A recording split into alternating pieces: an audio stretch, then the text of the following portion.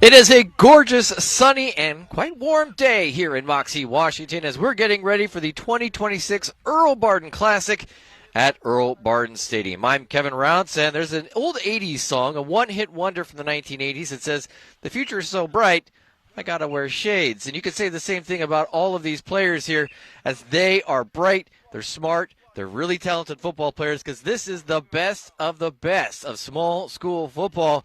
It's all happening right here in Moxie. The annual Earl Barden Classic has been going for more than 3 decades, highlighting and celebrating a lot of players that maybe won't get the opportunity in other chances and that they would have if they were at a bigger school. So that's really what the focus is in this Earl Barden Classic. We've got a lot of pregame we're going to get to a little bit later. We're also going to talk to coaches and players about all the experiences, and then we're going to get you ready for the thing that everybody's most excited about, kickoff. That happens at 1 o'clock. But we got more pregame coming your way live here in Moxie at Earl Barden Stadium. You are watching the 2026 Earl Barden Classic on SWX.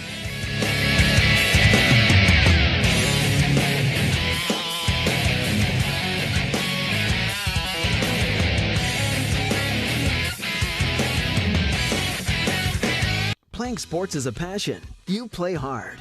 Show your pride from Jostens of Central Washington. Uniforms, letter jackets.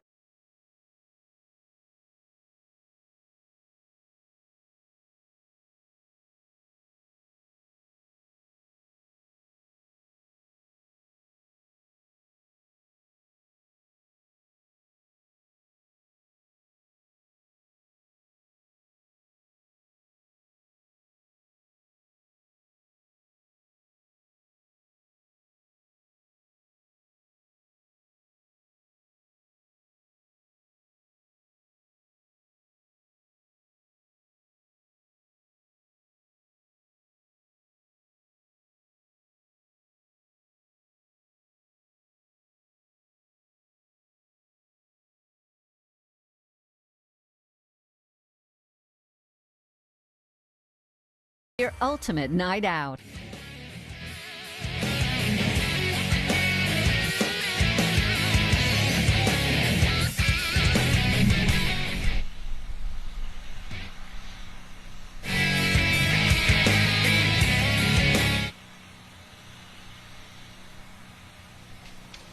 All right, there we go. Hey, everybody. Welcome back to Earl Barden Stadium for the Earl Barden Classic. East versus West All-Star Game, the best of the best for football players from high schools in the state of Washington at classifications 2A and below. Joining me now in the booth, Jeff Weeks and Michael Moore. Michael, of course, you know, is the voice of the Earl Barden Classic. So, Michael, it's good to have you back. I'm sure it's really exciting to be here again.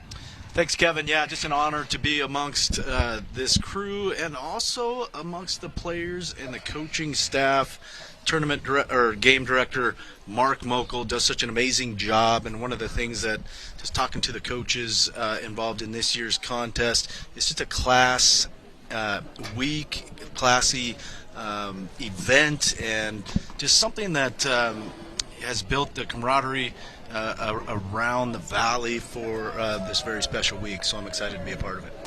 Jeff Weeks, you have been around playing high school sports for a long time. But I believe this might be one of your first opportunities to be on the mic with us here at the Earl Barden Classic. Yeah, it is. Actually, I coached in this game back in 19, was the OC of the East, and ready to get things going. It's great to be back and see a week of football and the coaching staffs come together, and the athletes, all stars on their own teams, but come together and form lasting friendships.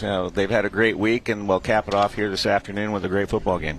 It's been a busy week. I mean, there's 2 practices a day for, I think, 3 of the days, and then there's 1 practice on Friday. But they also, not in addition to getting ready for an actual football game, they do a lot of other things, too. No doubt. So one of the big things, they have a bowling night, which is really great, and at Nob Hill Lanes, and then some community service events. And one of the things that they started a couple years ago, which I really enjoy, and so do the players, is who gets home field, who gets the home field call out. And so they have a points-based games throughout the week, and this year it's going to be the East, and I'm pretty sure that coach of the East, Eric Berg, told his players, "There's no way I'm coaching on the other side of this field."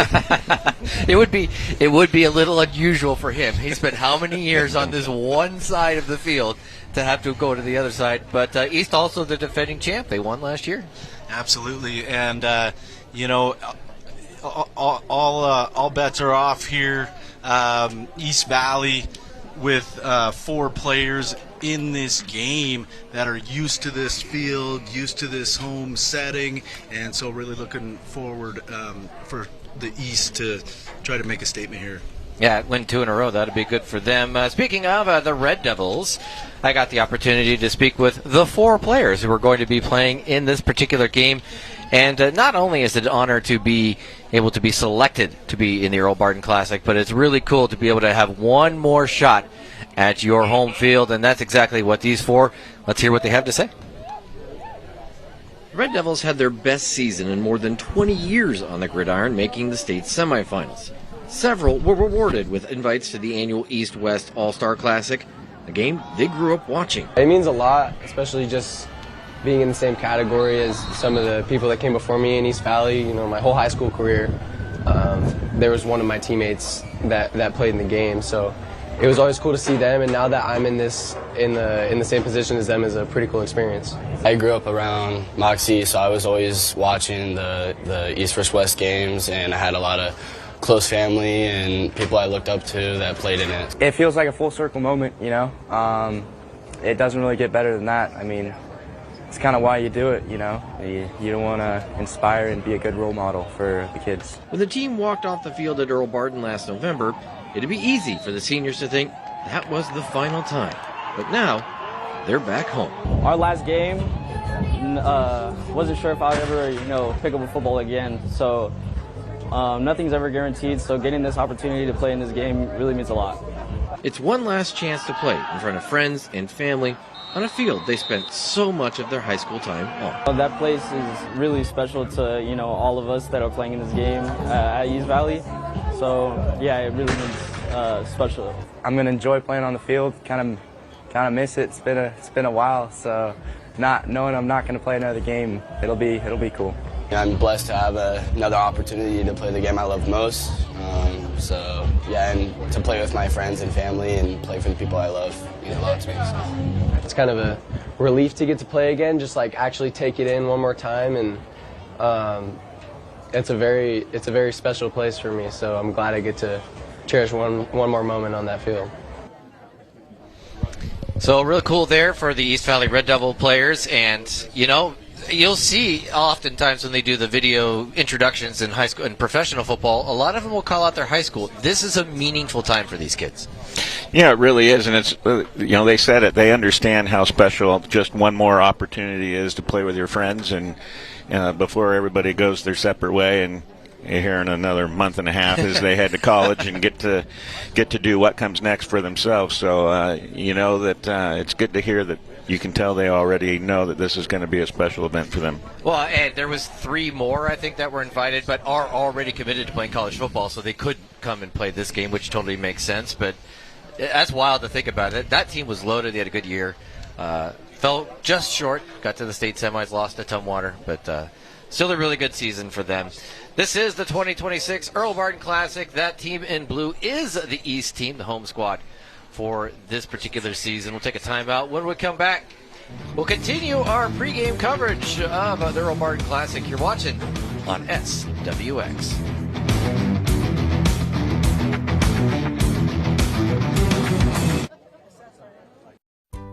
Randall here at Perfection Glass. Kick off summer savings with a limited time offer. Buy 4 Milgard replacement windows and get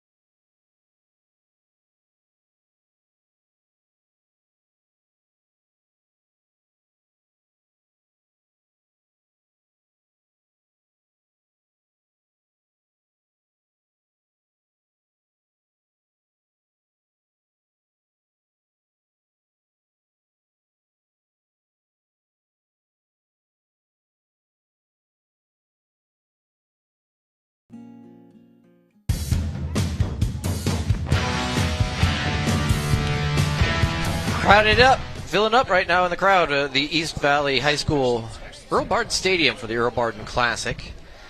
Team West has gone back to the locker room. Last minute preparations and whatnot. Team East out meeting with Eric Berg, the head coach of East Valley. He's got assistants that I have somewhere, but maybe Mike. Oh, we got that right there. Kenny Halls from East Valley High School. Mark Morrow, who is who retired. He was a longtime coach at Sunnyside. And then Andy Bush from White Swan High School down on the Yakima Nation Reservation. All right, Michael, as you look back and look forward, I'd imagine you have some fun memories that you're thinking about for as you get into 2026. What are some of the things that you've really enjoyed about what this game can do? Well, the character of the players stands out during the selection process. It's definitely part of the discussion, and just spending time around these young men and that are moving on to the next stage of their lives, but all very humble, all very well spoken, and all very competitive. Yes. But in my opinion, there's a good competitive and a very and one that kind of overshadows other things. But all of these kids, whether it's on the practice field, or out here in the game, it's just really impressive to see them flip that switch. And I was walking into the belly flop contest last night, and one of the linemen had his lip bandaged up. Turns out got popped in the mouth and has a hole from his front tooth. So, if you think they're taking it light in practice or scrimmage out here, guess again. So, really excited for this game. Amazing athletes, some of the best that we have to offer here in the state. And we talk about their character. We got the opportunity. Unfortunately, we had some technical issues to not be able to show it today. But they had a community day on Wednesday. They were all over at the Salvation Army. They were with the kids. They were trying to learn and like inspire, and they were out playing football and basketball and really just trying to be a good role models to the community. And that's something that is a big part of this game. Yeah, it really is, and it's about learning how to give back, but also how to lead. And a lot of these guys, when you talk to them during the week, and you heard the East Valley boys in the segment that we ran, they're, as a young kid, and those of us that have played sports growing up, the high school kid was your hero. As an athlete, you wanted to be like him playing out at recess with your friends, and then one day you grow up and you become that kid, right? And so it's a way to give back and inspire younger kids to come out and play and want to do what you do. And I think you especially get that, and that's what I love about this game. Smaller communities, smaller schools, and just that program that builds and builds and builds through the youth, and then having these young men being role models for the community and the next generations. Teams from the west side of the state, a team from the east side of the state, though there are, I think, 3 or 4 west side guys that are on Team East. Just like it's usually just to balance it out, make sure that it's a good competitive game, that it's that there's not an overwhelming roster. We're going to get to the start, well, not to the starting lineup. We'll get to that in a moment. We are going to get though to the introduction of the players on both sides. So let's hand it off over to our illustrious PA announcer.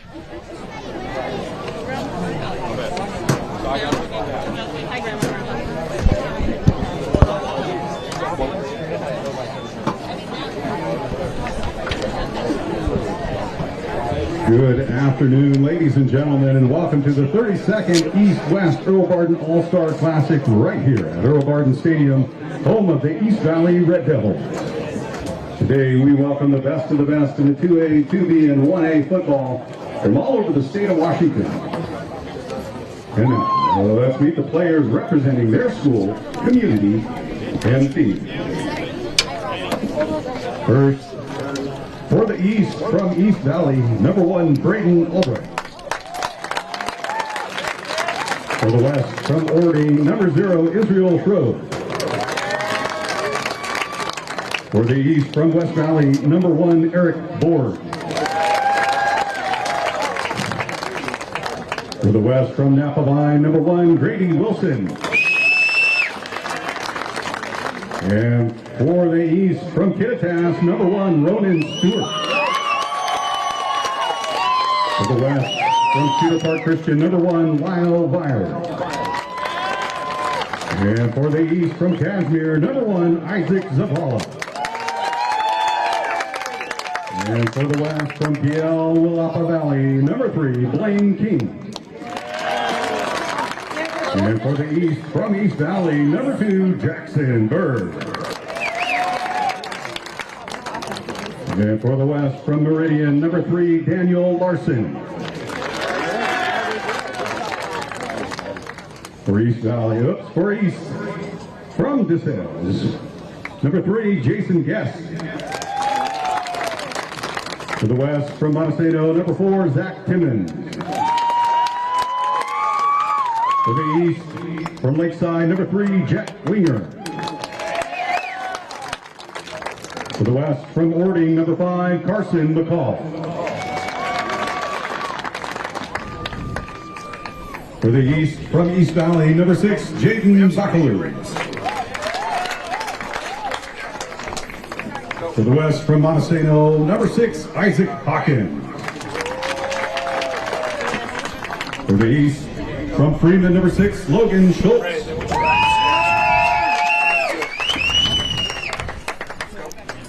For the West, from Living Christian, number 7, Boyce Robertson. For the East, from Omak, number 7, Joshua Bushko. For the West, from Granite Falls, number 7, Gino Howard.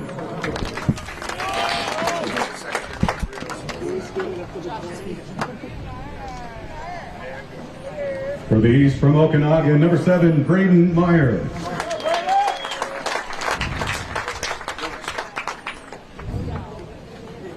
For the West, from Montesano, number 8, Mason Fry. For the East, from Eniat, number 9, Sebastian Sanchez. For the West, from Cedar Park Christian, number 9, Andy Penrod. For the East, from Kashmir, number 10, Rylan Hatmaker.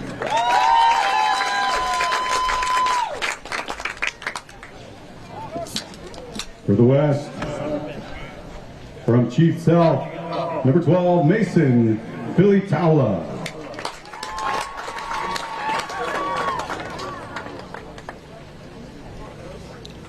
For the East, from Rogers, number 10, Jacob Proctor.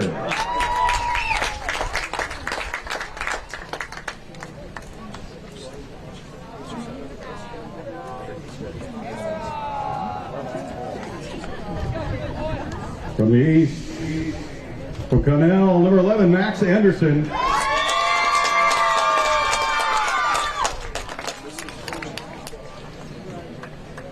For the West, from Squalica, number 14, Ensign Abnorson. For the East, from Ephrata, number 11, Calvin Libert. And for the West, from Montesano, number 24, Cole Kesbu. And for the East, from Kashmir, number 11, Logan Spieth. For the West, from Raymond South Bend, number 32, Chris Banker. For the East, from Royal, number 23, Shay Stevenson. For the West, from Cascade Christian, number 51, Rufan Lee. For the East, from East Valley, number 24, Dominic Verdusco. For the West, from Waipakum, number 54, Cameron Mendez. For the East, from Pullman, number 55, Theodore Engel. For the West, from the center, number 55, Mason Kleins.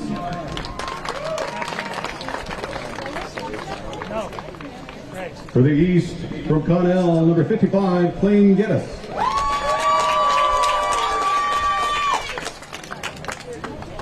For the West, from Ording, number 56, Giovanni Edinger. For the East, from Othello, number 55, Miguel Zuniga. To the west from Annie Wright, number 60, Josiah Edge. For the east from Columbia River, number 57, Devon Tumbaga. For the west from Clover Park, number 66, Keeson Rufus.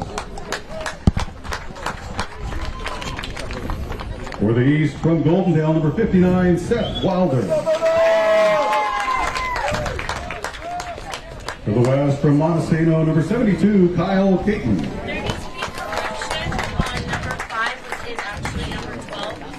For the east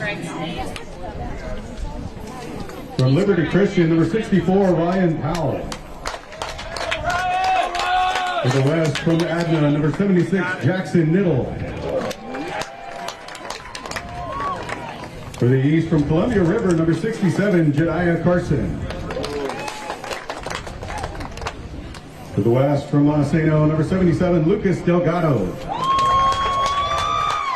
For the east from Royal, number 68, Rolando Cedillo. For the west from Adna, number 77, Noah Hella. And for the east from Okanagan, number 68, Giovanni Torre. For the east from Prosser, number 71, Josiah West. For the east from Riverside, number 77, Austin Jenkinson. For the east from Kittitas, number 77, Preston Stingley. For the east from Womack, number 79, Landon Bagby.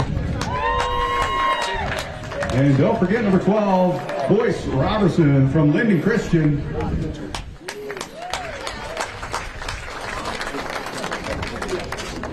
And now, introducing the visiting coaches first, assistant coach from Adna, Aaron Cochran. For the west. From assistant coach, Cascade Christian, Cade Sando. Assistant coach, Cascade Christian, Michael Gurr. And head coach, Cascade Christian, Devin Snyder. And for the east side, assistant coach, White Swan, Andy Bush. Assistant coach, Sunnyside, Mark Morrow. Assistant coach for East Valley, Kenny Hales. And head coach for the East is East Valley, Eric Bird. And we forgot to mention number 12, Torrin Price from Montesano. Best for life. Sorry, you can't tell us. All right, so there's the players. So it's time for our national anthem. Here's Relina Martinez. Ladies and gentlemen, at this time we ask you to please stand and join me in honoring this great nation with the singing of our national anthem, performed today by Relina Martinez. Oh, say, can you see by the dawn's early light what so powerfully held at the twilight's last gleaming, whose by stripes and by stars perilous fight over ramparts we watched, were so gallantly streaming, and the rockets from glow, the balls bursting in air, gave proof through the night that our flag was still there. Oh, say does that star-spangled banner wave o'er the land of the free and the home of the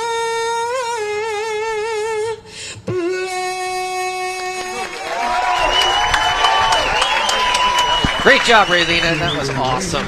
Much better than I could do. Take time out. When we come back, it's time for the coin toss, and then we're going to play a little football. You're watching the 2026 Earl Barden Classic on SWX. Your business is going to have technical problems. There's no question about it. Pacific Office Automation is your guy.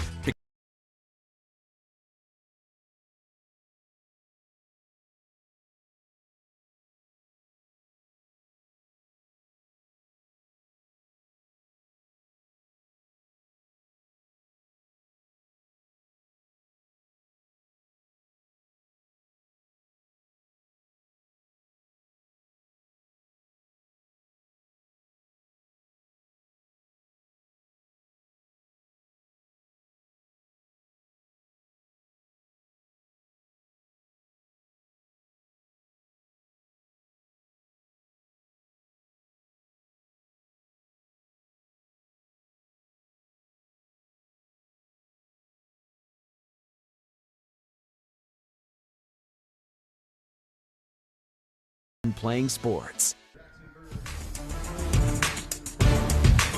Special thanks to the Washington State Football Coaches Association for all they do to help make the Earl Barden Classic everything it is. Big thanks to the WSFCA. I'm going to hand things over now to Michael Moore, who's going to take you through the game. Michael? Thanks, Kevin. Once again, welcome to the 2026 Earl Barden Classic as the captains for each team head out onto the field. On the east, Jackson Berg, Ryland Hatmaker, Logan Schultz, Freeman and from Freeman and Josiah West. On the west side, Noah Hellam from Adna, Daniel Larson from Meridian, Cole Jespu from Montesano, and Gino Howard from Granite Falls. Coach Weeks, as we mentioned in the pregame, you have been on the sideline for this game. What are some of the things that, just leading into it, what are you working with your team on and installing plays and just kind of some of the things to get prepared to be competitive here in an all-star type setting? Well, the biggest one is just finding the rotation, right, with your skill players, because so many of them have similar talents that they can play. You got multiple quarterbacks. I would expect them. Some teams will do it different. I expect the West to come out and go a couple series apiece, right, and then rotate their quarterbacks through that way. And then once they get into the flow, they change it. Other teams, you've seen them come out and go by quarter. Yeah. First and third is, the kid will start first and third, and the other one will come back and get the second and the fourth, and run it that way. But you're looking to be explosive and light up the scoreboards. What you're trying to do on offense. Well, and they certainly present a challenge for us here in the booth with with the same numbers, 4 number ones, a couple number threes, and so we try to do our best up here, but. It's just a great setting today, 82 degrees, 83 degrees, just a slight breeze coming in from left to right. Officials here today, head referee, the white hat, Andrew Ball, umpire Gene Hayward, head linesman Blaine Scully, and the judges Salvador Kobar, Frank Navarro, Todd Bogorelek, and Chester Adams. So sorry on that one. But, looking forward to a great game as we get set for kickoff here. And hopefully bringing everyone at home a wonderful Earl Barden Classic.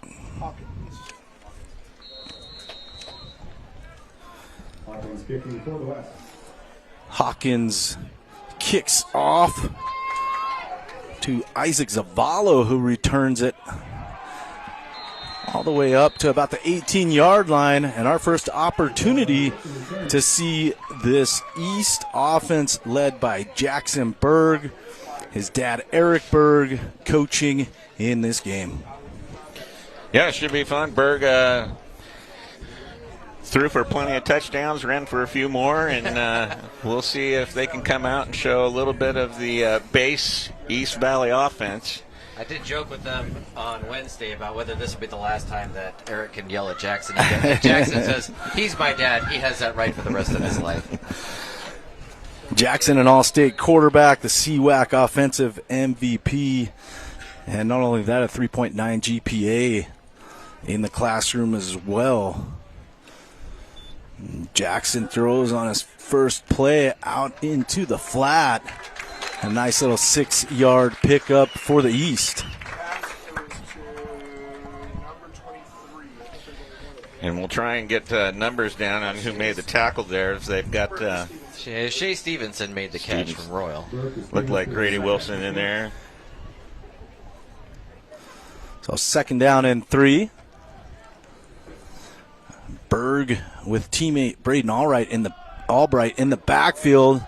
Albright gets it. He's going to have first down yardage up to the 32-yard line. So East moving the chains early.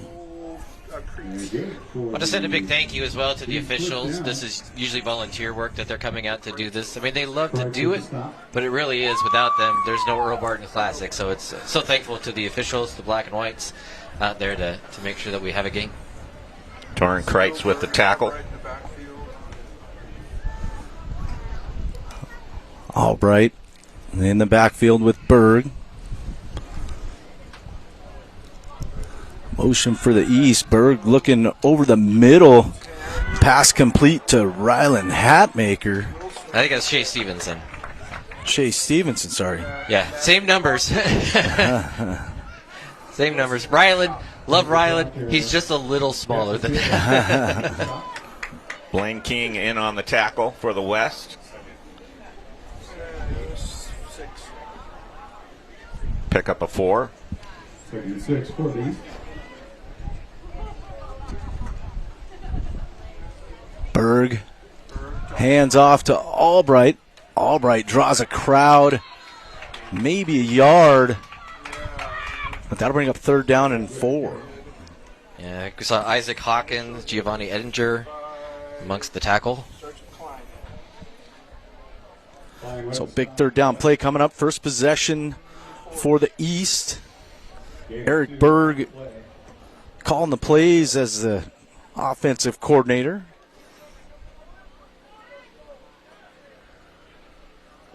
Thought I saw some movement on the line, but officials let it go. And over the middle, that is complete. And Stevenson again. Big target. Now you know why Royal's so good, is that these kids are talented, they're athletic, and they're quite big. Yeah. Grady Wilson with the tackle from Napavine there for the West, not before the first down's picked up. And they'll move the chains. Just over 12 minutes remaining here in the first. First down from the 47. Motion again. And a reverse. Pass wide open. Unable to find his intended target. Albright, I think the intended receiver, but falls short. Second down. So a little trickery here early from Coach Berg. Eric Borg trying to throw it. 2nd down and 10 coming up from the 47-yard line. We have a Berg and a Borg involved in that play. I got you on that one.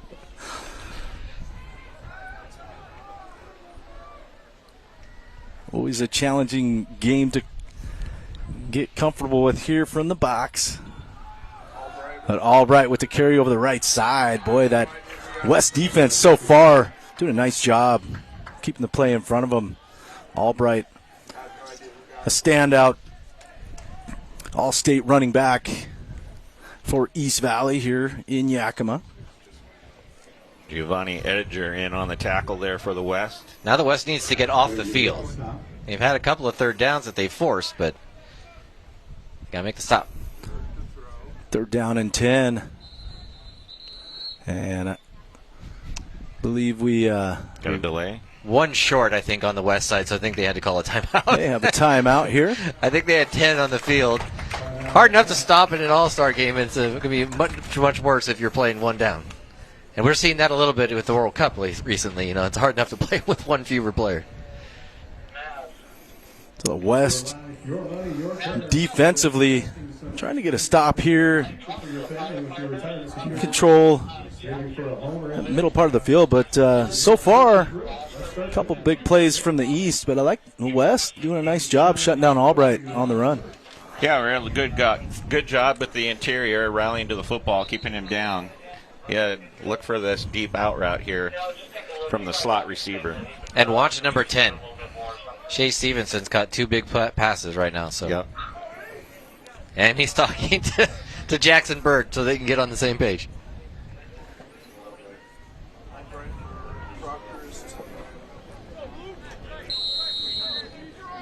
.11:04 here in the first quarter. Jackson Berg draws off the defense. Played a Proctor who breaks a tackle. Shea Stevenson again. 33 yards to Stevenson for the first down. One of the stars of last year's squad was Lance Allred from Royal. We might have another Royal star at the Earl Barden Classic. Check that Proctor. So 1st and 10 here at the 19-yard line. 1st and 10 on the 19 for the East. Huge 3rd down pickup for the East, knocking on the door here. Jackson Berg drops back over the middle, passes deflected. I believe that was Mason Klein on the deflection, so nice job by Mason Klein, a 2-time All-State linebacker out of the center. Yeah, I don't think Berg saw him. He's sitting there in the lane and got his big paw up there and knocked it away. And great read, too. Watch the drop back, watch the quarterback. 2nd down and 10. Albright trying to find some running room up the middle again. Just stuff, nothing doing. A couple of yards on that, but that front for the West doing a nice job. Josiah Edge, Rufin Lee, Isaac Hawkins, and Mason Fry setting the tone here early for the West. Another big 3rd down. Look for Proctor across the middle, dragging across again at the sticks. There he is. Berg under pressure, breaks free. As a receiver open in the corner. Oh, unable to come down with it. Incomplete. Shea Stevenson had a beat, but just through his arms. Nice job by Berg, eluding the pressure and finding Stevenson. I almost thought he got a face mask. It almost looked like he got just a little tug on the face mask. No call. 4th and 8. 4th down. For Proctor again. West trying to make a stand here, get the ball back. Berg drops back over the middle. Boy, no flags. They're letting him play out here today. They are letting him play. I thought I saw a tug on the backside on Eric. Eric Borg was back there.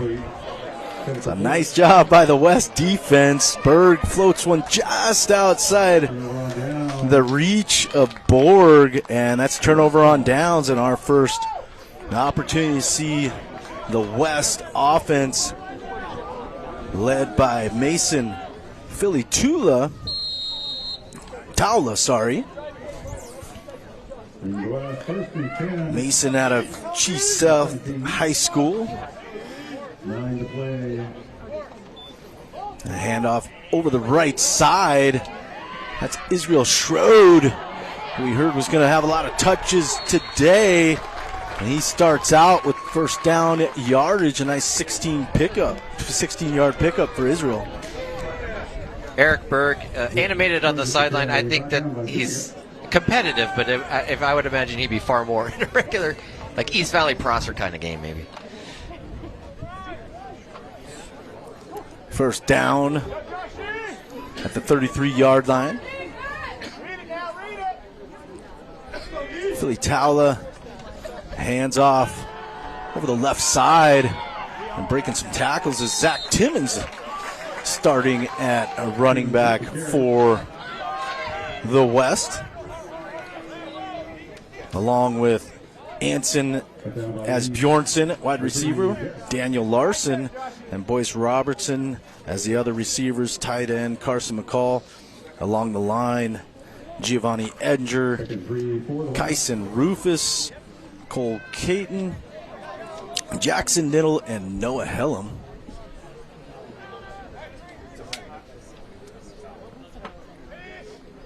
Philly Tala takes a handoff. Intercepted by the East. And that is Logan Schultz, I believe. I think you're right. Yeah. Logan Schultz out of Freeman, that powder blue helmet. Really good ball by Schultz, getting himself into the passing lane. Gonna tip it up to himself. Great hands.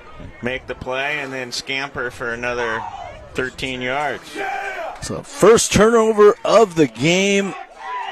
And the East right back in it here from the 27-yard line on the interception from Philly Towla. And Jacksonburg going to stay in. Here we had a player down on the far side. But wow, what a play. Tip drill to himself.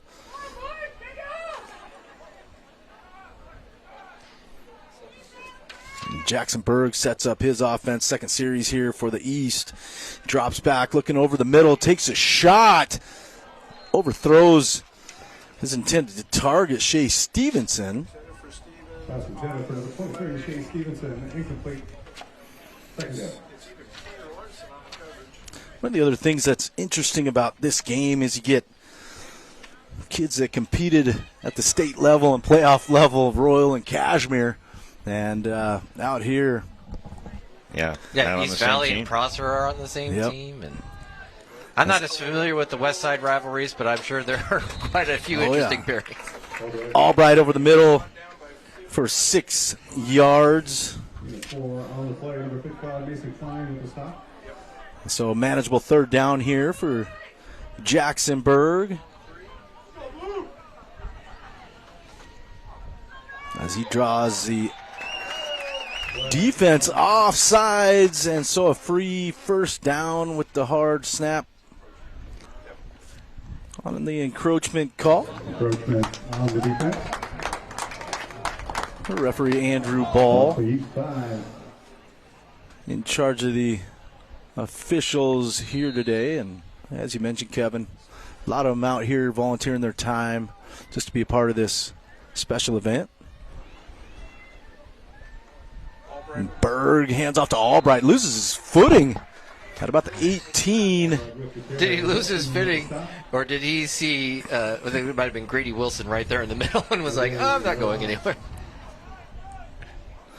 Now there are some big bodies up front. The West. It's going to look like a screen into the boundary here if they get numbers. They do. 3 receivers stacked for Berg. Takes a shot on the left side. Nice play. Oh, beautiful play. Yes, I think Lyle Veers. Another one of those duplicate jerseys, but Lyle Veers out of Cedar Park Christian. Vyers, a conference MVP on offense and defense. What is the quality of talent we have in this game? Well, not only in football, but other sports as well. Vyers threw a perfect game at T-Mobile Park.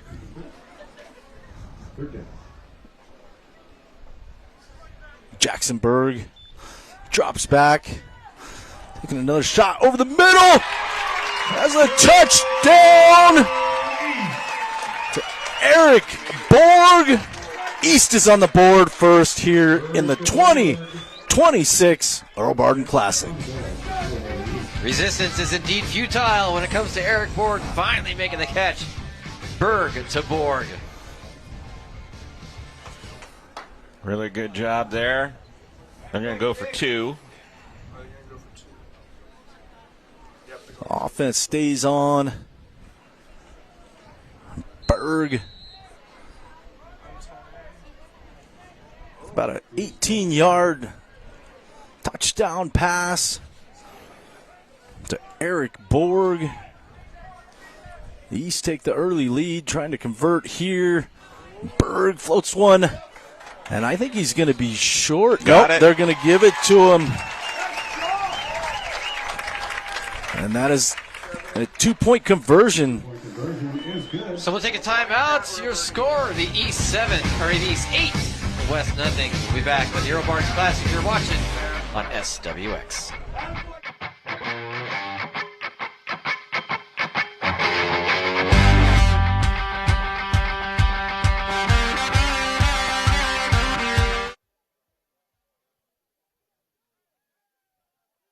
Looking for the ultimate night out? Look no further than Yakima Cinema in Yakima or the Majestic in Union Gap.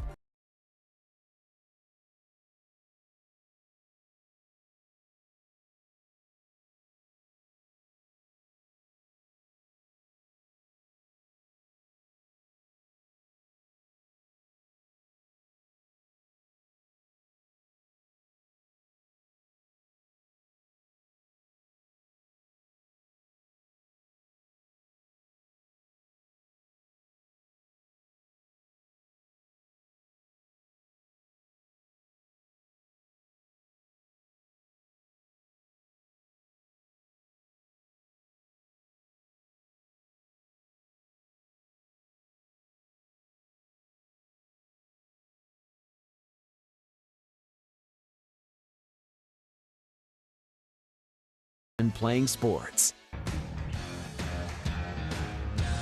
The Earl Barden Classic is sponsored by Johnston's. From uniforms to Letterman's jackets to championship rings, let Johnston's help make a statement for you and your team. Johnston's, creating memories from your passion for playing sports. Well, East gets on the board first here.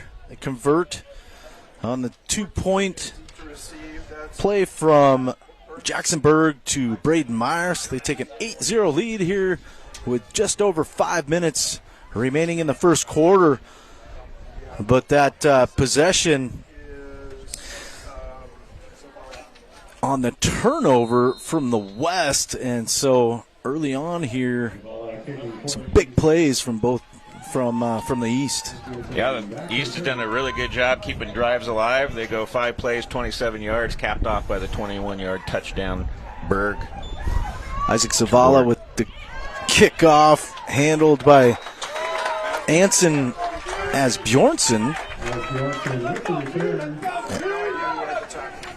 And West going to have their second possession of the ball game.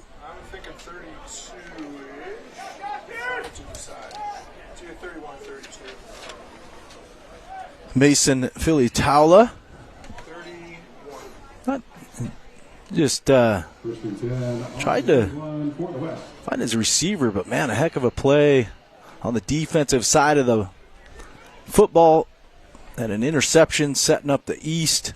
So let's see if the West here can get their offense going. Mason hands off. Zach Timmons just got big hit popped by out Schultz there. Field decleater. But still, it's a 9-yard gain or 8-yard gain. Buckaloo.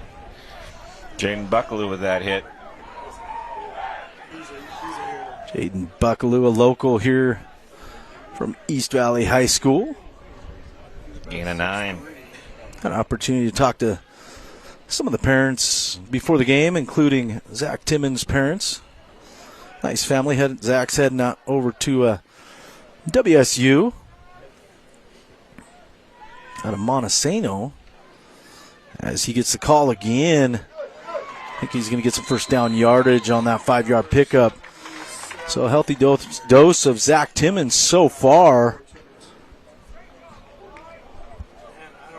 But West moving the chains as they have a first down here at the 44-yard line. Hard to make out who got in on the tackle there on that scrum. Clock now just under 4 minutes. And another handoff to Zach. Boy, coming up, big busting through the line. And that is going to be a loss of maybe 2 yards. Devon Tumbega on the tackle. A couple of those bright yellow helmets on the defensive line. Devon from Oahu. And nice play out there. Almost again, another interception by Logan Schultz on coverage. Schultz stayed under that wheel route, right in good position, and turned just about him in the face mask as he turned back. Pass intended for Daniel Larson. Tall 6'5" tight end out of Meridian. Another first team All-State player here. Heading to Central Washington University.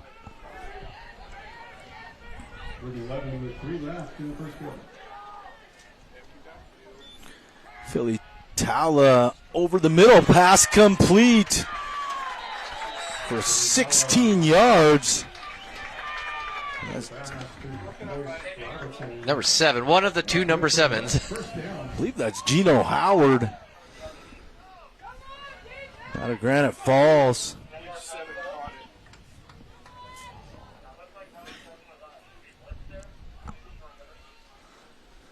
But moves the ball across midfield all the way down to the 41. So Philly Tala, a nice job on the completion. I'm going to say that's Boyce Robertson that made that catch. A handoff to Timmons. And Timmons has another 15-yard pickup. So the West on the move here. Deep inside East Territory, looking to put their first points on the board with 2 minutes on the clock. Found some success running into the boundary. And using Zach Timmons. Yeah, and that helps. First and 10 from the 26.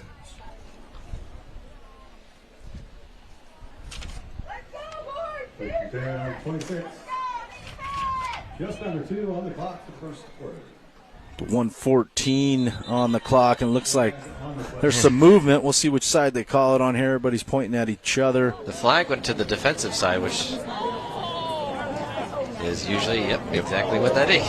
Encroachment on the defense. So encroachment. I'll bring up first down and 5 and put the West right down about the 21-yard line.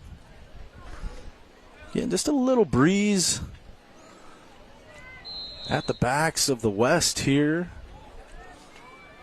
Philly Tala takes a snap, looking for his receiver, Daniel Larson, big 6'5", 215-pound frame. But again, they are letting him play out there, a lot of contact. Yeah, just hand fighting.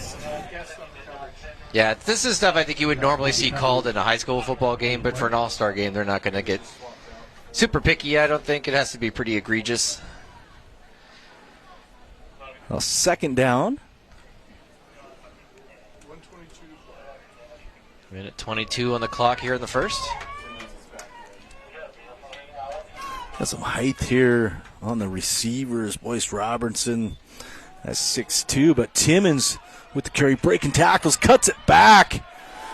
And he is carrying defenders all the way down to the 5-yard line. And a 15-yard pickup for Zach Timmons and another West first down. First and goal coming up with 51 seconds left here. So time for another play.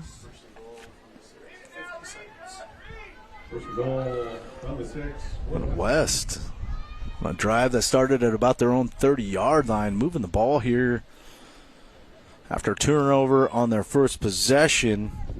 Timmons trying to cut it outside, gets wrapped up, and drop Buckaloo in on the tackle for the East. Really good job keeping contained outside by Buckaloo to no gain. And they're not going to get this playoff before we get to quarter unless they hurry. Yeah, they got 10 seconds, and so we'll see. They could. I think if you had a team that had practiced together for a lot longer than 4 days, maybe. Yeah, they're going to let this one run All right. out. That's the end of the first. We'll take a timeout. We'll come back with the second quarter. You're watching the 2026 Earl Barden Classic on SWX.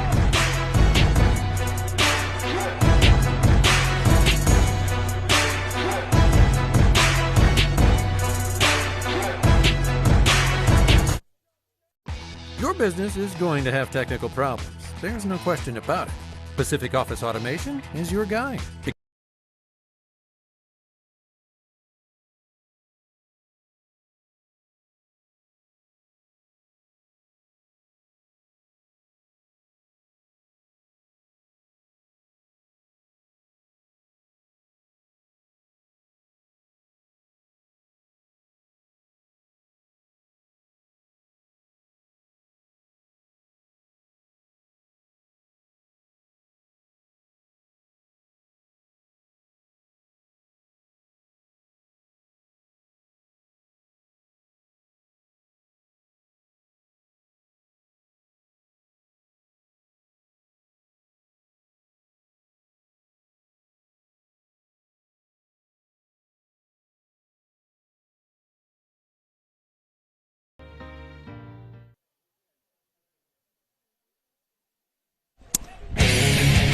Welcome back to the 2026 Earl Barden Classic from Yakima, Washington, out here in East Valley at Earl Barden Field, the small school 2A, 1A, and 2B state all-star game.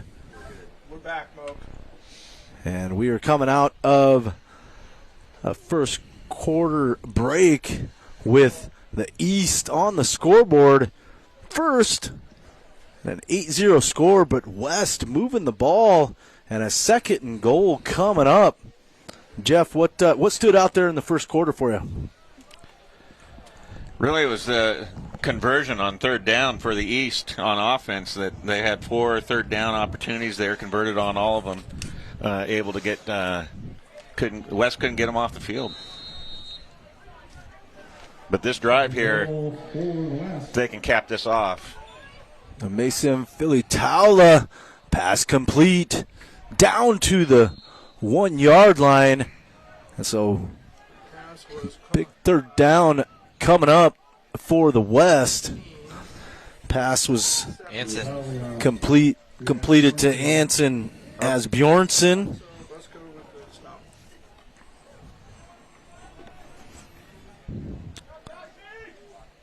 So third down. 2 down territory, I'm sure, too. From the 1-yard line. Second possession for the West. I think they're going to hand it to 4.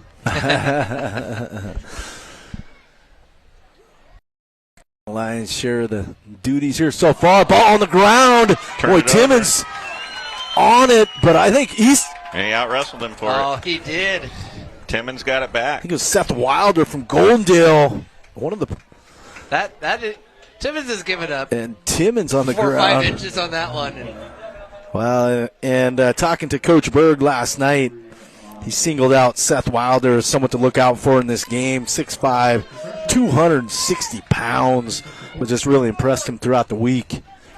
And he was all over that play. But, man, Timmons just got in there. And Israel Schroed in the backfield. And a pass to him in the flat. And that is a West touchdown. Philly-Taula to Israel Schroed. And West gets on the board. 8-6 your score here West probably going to go for 2 as their offense stays on the field. I don't know that it gets much easier than that. Schroed went in motion, little kind of a spin outside, and the defender just left him. Yeah, didn't go with him at all, and that's the kind of thing that if you yelled at on Monday in film. Yeah, and Philly Tallow, for that matter, he might have walked in if he just wanted to keep following him. Yeah. No, nice job there by the West moving the ball. 70-yard drive. 12 plays, 69 yards officially.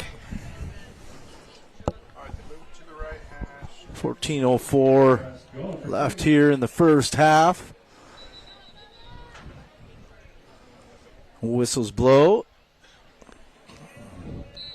Now we're ready to play here. Philly Tala takes to Timmons and intercepted. Schultz again. Schultz. He was gone. He was absolutely gone. Jumped that route. Logan Schultz out of Freeman is all over the place. He's going to just score just because. Just to finish it. I think at a regular high school game, maybe that would be 2 points. It would be, yep. Logan Schultz punches it in. But East will stay on top here. Another tip drill. 8-6. Having some fun out here in the 80-degree temperatures. And one thing that, oftentimes can present a challenge here in the Yakima Valley in late June is the temperatures, but not too bad today. We've seen a hotter climate during some games, but 80, 81, 82, great golfing weather and decent football weather. I think we're going to end up kind of the high mark today. A little bit later on in the day, will be in the mid to upper 80s, which is probably slightly above average, but it is, again, like you said, summer officially starts on Monday. The solstice is tomorrow night, so. 93 here yesterday at practice. Yesterday was a little warmer. Baking up here in the booth, but we got a nice little breeze coming through right now, so very comfortable. Once again, appreciate you joining us here on SWX and appreciate the opportunity to call this game. We just had one number 55 signal to a different 55 to move while he was followed by yet a third number 55. Well, things like that just entertain me. Yeah. I think it's Hawkins. Kickoff from the West, fielded by Zavala at the 10. Zavala with the lane. Breaks a tackle at the 35. Zavala out to midfield. And East in business here. Starting their third possession. And we'll see if we have some changes. I see Ryland Hatmaker going in. We talked to Coach Berg before the game. He was going to mix it up a little bit after a few possessions. And so we do indeed have Ryland Hatmaker from Kashmir, who's the 1A runner-up. I would say that while the tackle was broken, but the tackle attempt slowed down Zavala. Otherwise, he would have been gone. So it did help. Hatmaker going to have Ronan Stewart from Kittitas in the backfield with him. Hatmaker, 111 career touchdowns at Kashmir. And another reverse back to Hatmaker. Hatmaker breaks a tackle. Big arm from Hatmaker. And this play is somehow a 2-yard gain. About a 15-second play. And maybe 15 or 20 yards side to side. But just 2 yards on the chains. Hatmaker. Call it, well. Now they're going to give it back to half a football. Maybe. Yeah. Hatmaker really is reset everything at Kashmir for what it means to be a quarterback. They went through a pretty significant offensive change a few years back when Brian Bremer came in to be the coach, but Ryland Hatmaker is the reason that they were able to, he really took advantage of all of that. Heading to Montana Western next year. Hands it off to Stewart up the middle. Gets wrapped up. 3-yard gain. Nice job again by that West defensive front holding the line. Klein there to make the tackle for the West. Mason Klein, 6 foot 210. Linebacker out of La Center. Two-time All-State football player. Just so many accolades amongst these athletes. Future's so bright. Hatmaker drops back. Looking downfield. Zavala incomplete. Nice job on coverage. I believe that's... I think it was that Howard, Gino Howard? Gino Howard on the coverage, yeah. Little conversation between the two at the end. Gino headed to University of Puget Sound. Out of Granite Falls. Laga. So 4th down, East going for it here. Need to get down to the 40-yard line. Hatmaker drops back. Under pressure. Gets dropped right at midfield.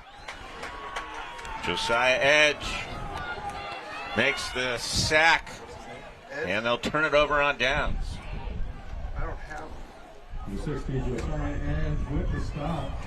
Edge off the edge right there, able to come in and close down the lane. A turnover on downs, right at midfield. 12:21 to go here in the second. Third possession for the West. Down 8-6. A nice job moving the ball in their last possession. Led by Zach Timmons. We'll see if we get a healthy dose of him here. Philly Tala taking a shot. Intercepted! That is Dominic Verduzco, a local product here. The crowd loving it. Dominic Verduzco with the interception, second on the day for the East. You see that a lot in football. A turnover, a 4th down stop around midfield. The offense comes out and they want to try to strike. They want a big play, big strike. That's what they tried to do, and Dominic Verduzco just played that ball as well as you could. Yeah, tried to go with sudden change, catch lightning in a bottle. Great coverage by Verduzco. So the West, 2 turnovers here in the first half. Hatmaker back in with his offense. Quick pass out to the near side, trying to catch a couple blocks. That's one of those plays that maybe if you have a little more time to practice, you can get those blocks in place, but that doesn't go anywhere. Nice job by the West defense sniffing that out. Jet Winger on the catch, who I just want to keep calling him Jeff because I was a big fan of Community. Blaine King with the tackle from PL Willapa Valley. 2nd down and 6. Over 11 left in the first half. Hatmaker hands it off to Stewart, who gets wrapped up, and Stewart maybe a half a yard gain, if that. Another 3rd down coming up here for the East. I got a number 9 on the stop. Buckaloo checking in. He's listed as a receiver, not on defense. East needs to get down to the 34-yard line. 11 minutes here in the half. Hatmaker hands off to Stewart. Finds some blocks. And Stewart just across the chains. Give him 8 yards and an East 1st down. Really good job finding the seam. The pillars up front, creating that nice lane for him. He just follows that pulling guard through for the 1st down. Stewart again, weaving his way through. Nice job working off the block. And he picks up another East 1st down across the 45-yard line. Just short. Just short of the 1st down. Check that. Gain of 9.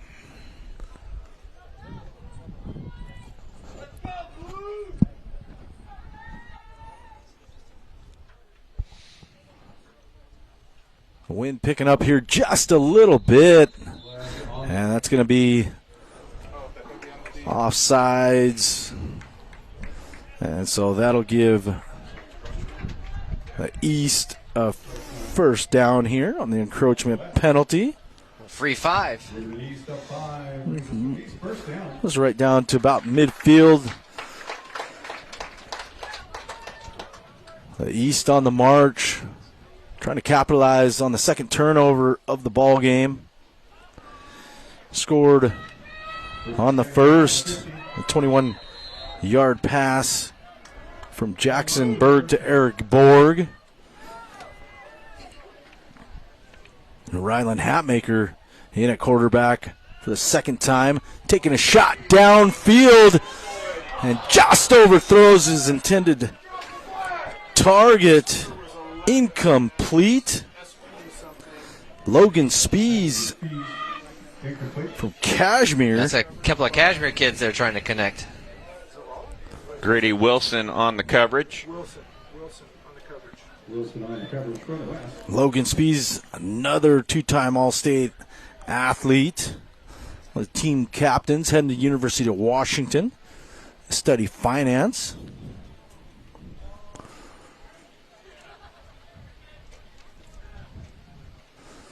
There's a Hatmaker, hands off to Stewart, who's wrapped up behind the line. Ronan Stewart. Josiah Edge there with the tackle. Gain of 1. You wonder about some of these kids, how much they've grown kind of from their listed weight. Hatmaker taking another shot downfield. Good coverage from the west. And that is incomplete. Torrin Kreitz with the coverage for the west.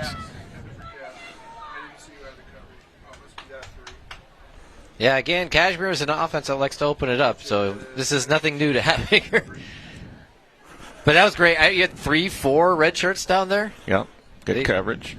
Well outnumbering the blue.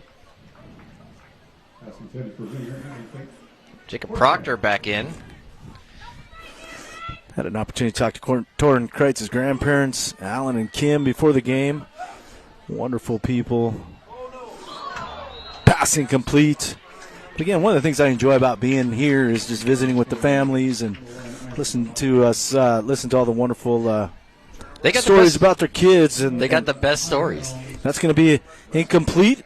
And a turnover on downs. Just over 8 minutes to go here in the first half. So the West offense back on the field. Mason Filitaula talking to the West coaches. Sounds like he's going to be a heavy fixture. And Timmons as well. Timmons, 5-yard pickup across midfield.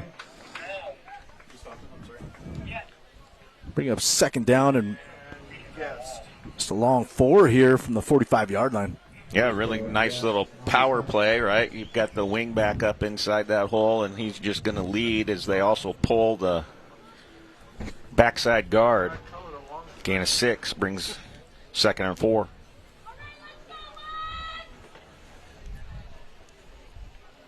Filitaula sent Strode in motion. Strode going to get the handoff. Tries to find some running room on the inside. He's going to have enough for a first down, maybe? No, they're going to call him just short. Well, I think the judge on the side judge on the closer side to us here was indicating first down. We'll see what they say here. Now they're giving it to him, first down. Yeah. There we go. So first down for the West. The marker says 3, and the inside judge keeps telling him to go. There it comes. Kobar's telling him that's a first down. Far side. He finally agrees. 7:30 now. Here. It's been a minute for all of us here. In the second quarter. 7:20. Yes. 41.2. Mason Filitaula with Timmons in the backfield. Timmons going to get the handoff. Man, a shifty runner, but he has stood up. Rylan Powell in on the tackle, and you don't think these guys are taking it seriously. Guess again here as playing to the whistle and maybe a half tick beyond.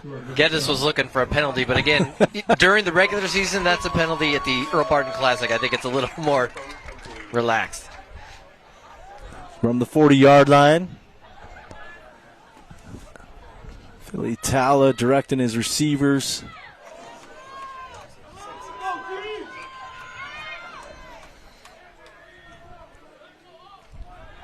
And he's going to take a shot over the middle. Pass complete. Israel Schroed. Second big play here on this drive. Israel Schroed with the first down reception. 12 yards there. Inside the 30-yard line, down to 29. Credit to Philly Tala, too, for standing in. He knew he was going to get hit. And, you know, again, it hasn't been a week or two. It's been several months since these guys were doing this, and so he stood in there, took it, and delivered the pass.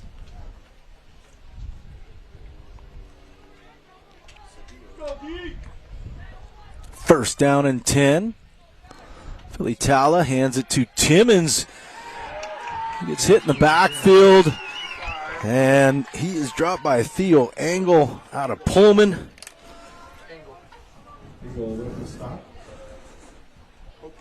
Was wearing a UW hat last night, and oh, was he? Theo, well, I wasn't. Theo, you know, he's a big boy. I wasn't. You know, he was asking me what I was. He was kind of giving me a tough time about that. So, rightfully so. He's telling you if you don't start nothing, there won't be nothing. Is that what he's saying? An Eagle Scout, Dad, Pullman police sergeant. No, good kid. Enjoyed visiting with Theo. Nice to see him make a play out there as a pass complete. And to Carson McCall out of Ording. But that's going to bring up fourth down. Nice job by the East defense here. Or third down, check that. Just a gain of one.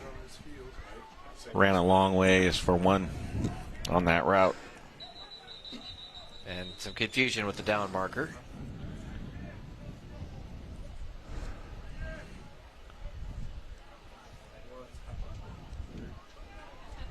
One official indicating fourth, the other saying third.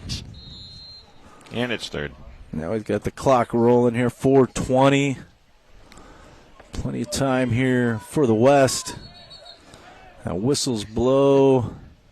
I think we're going to all get on the same page here. I mean, it's a big deal. Third down versus fourth down. I thought it was fourth down. But that's what Mr. Kobar thought down here on the near side. Should be fourth. If I go back, they got first down on the run of 3. Yeah.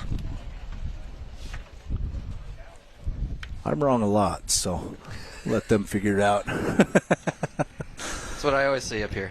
4:11 on the clock.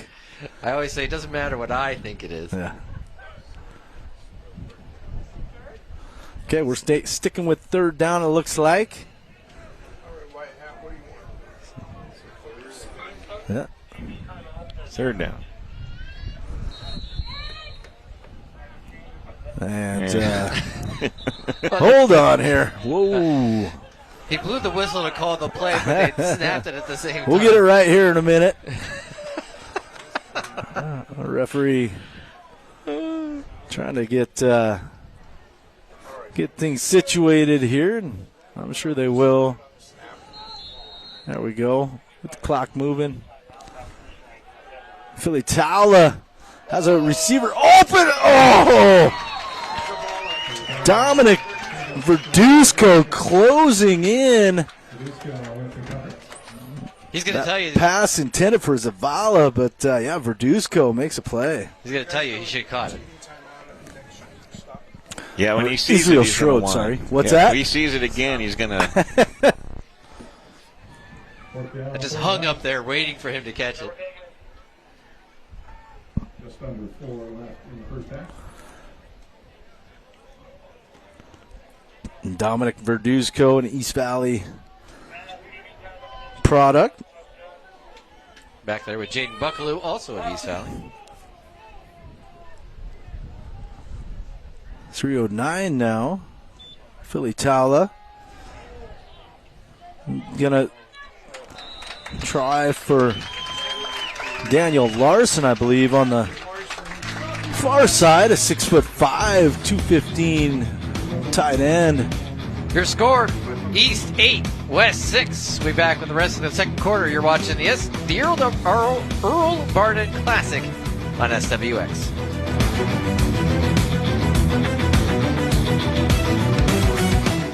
Looking for the ultimate night out? Look no further than Yakima Cinema in Yakima or the Majestic in Union Gap.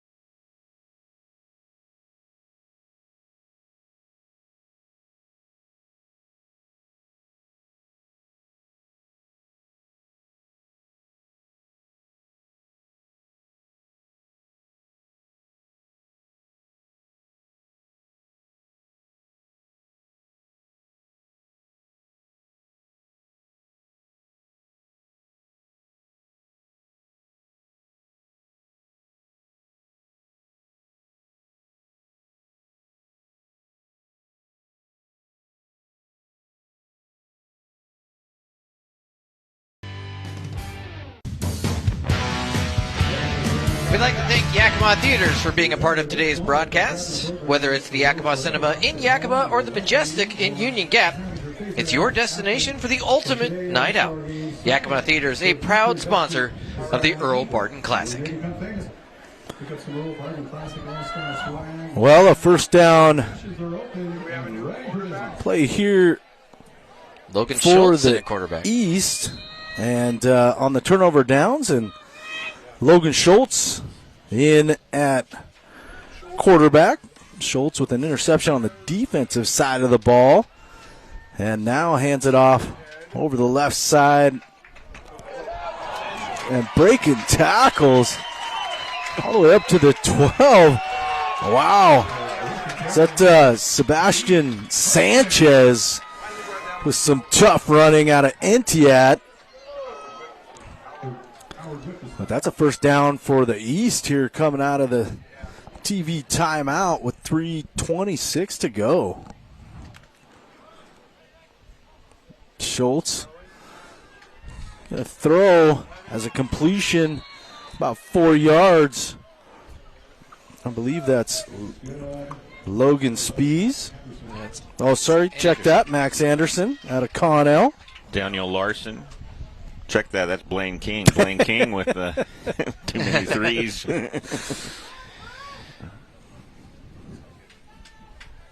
I love that these guys get to wear their own jersey numbers, but, man, it makes it tough for us up here.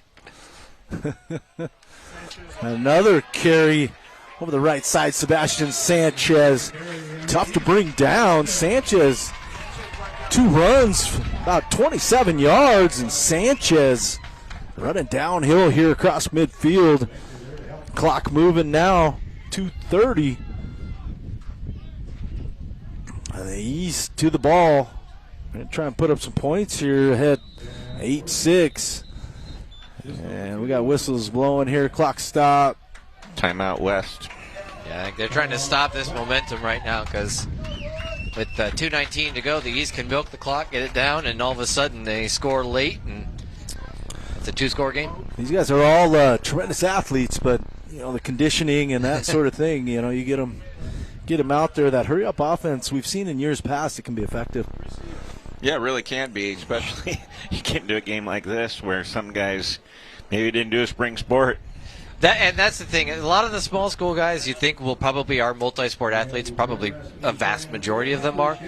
But, yeah, what is their spring sport? Because you're training for football and being able to play a full football game, especially a 60-minute football game, is a lot different than being able to play shortstop or, True, goalie or to throw something. Not that those aren't requirements to be that, but it's just a different training. So first down coming up here from just past midfield. 2:19 to go in the first half. East looking to add to their 8-6 lead with Logan Schultz at quarterback. He's going to drop back. Quick pass, incomplete. Intended for Max Anderson. He looked down at Anderson, tapped his hat. He was trying to tell Anderson what route to run, and then after that, I think either Logan forgot because he started going, that was my fault on the pass. A second down coming up. Clock stop. 2:16.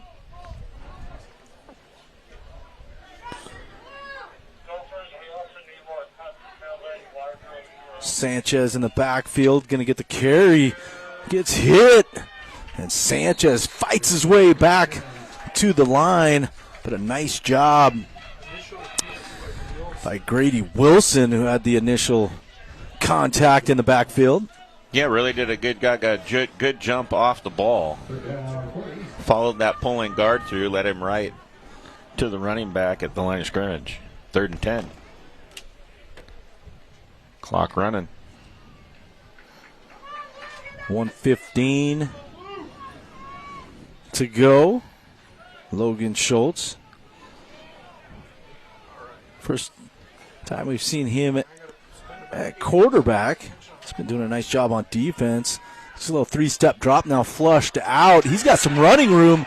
Schultz across the 40, down inside the 30. Schultz out of bounds.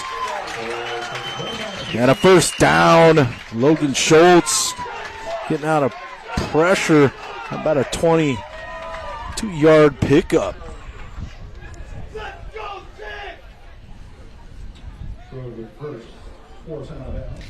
Laughing because I'm looking down at the sideline here, and Jackson Berg and his dad are giving the signals. And his dad is going to push, I think, for Jackson at some point to come back and assist him. Motion from the east. Schultz hands off to Sanchez, and he is wrapped up by Josiah Edge out of Annie Wright. And I believe we'll have another timeout here with 1:12 on the clock. That's the Eric Berg timeout. And now with the end of the half coming up, you want to make sure that you're managing your time, get yourself as much an opportunity to score a touchdown as possible.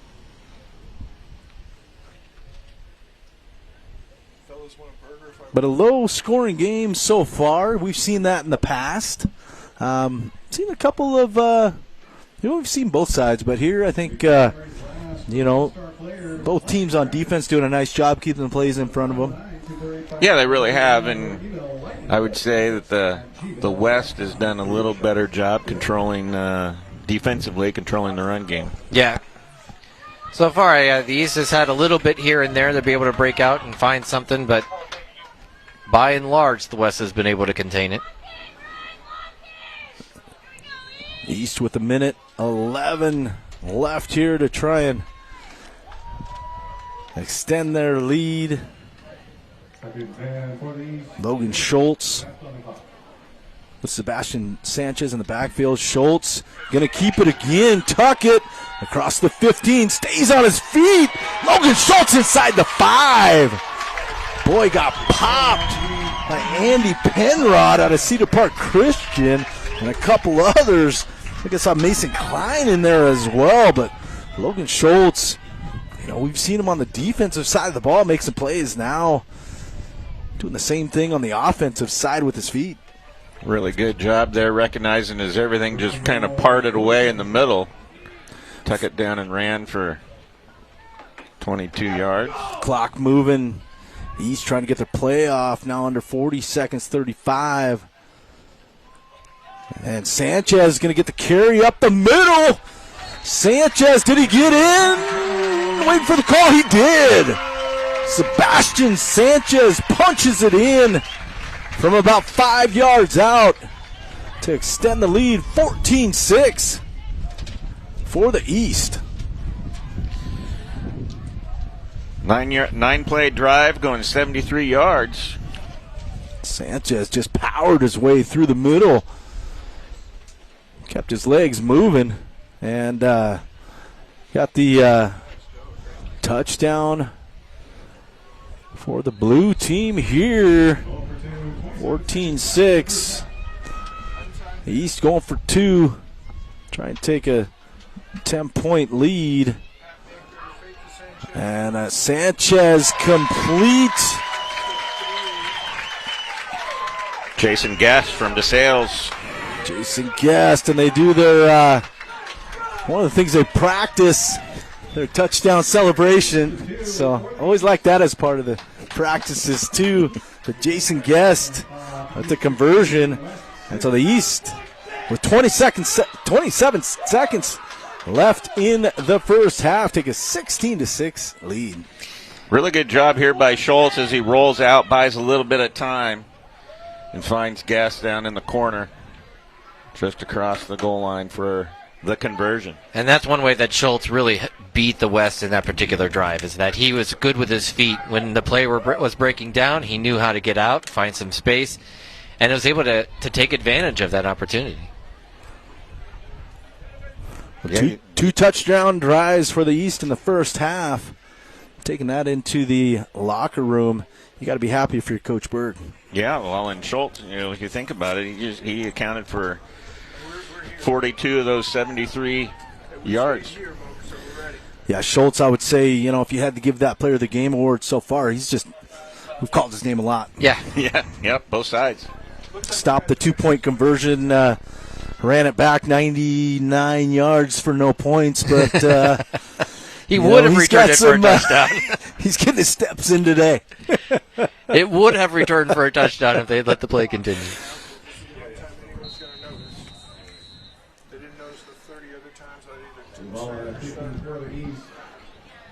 Freeman lost in the 2B quarterfinals to Okanagan. But Logan Schultz, a big part of this game so far. Israel Schroed gets hit. Mason Klein. Sorry, Theo. It's a Theo Engel from the East, I believe.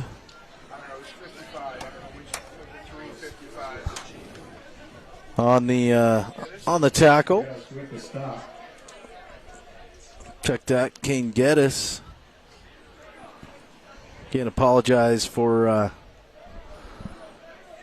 the confusion amongst the players. We do our best, but we do have some challenges. 22 seconds left here. West. Philly Towla finds Boyce Robertson for a completion. With just 15 seconds to go. They'll take their timeout. Timeout on the field. Final timeout, if I remember correctly. Gain of 11, so somehow can they go 56 yards here without a timeout? Going to have to hurry, right? Because you get a first down, you need to hurry up. If you do get a first down, clock it. Yeah. You might get 2 plays out of this. If it's down the field enough. If you can do like 10 yards out, get to the sideline. First down does stop the clock temporarily to set the chains. You can try to take advantage of that. If you did that, you might get 3. You might get 3 plays before you got to take your shot. But this is where, if you're on the defensive line, you're just licking your chops at this point. You are ready to go, and because you know it's a pass. You know that you've got free reign to try to run down the quarterback. When you got Kenny Hales out there as the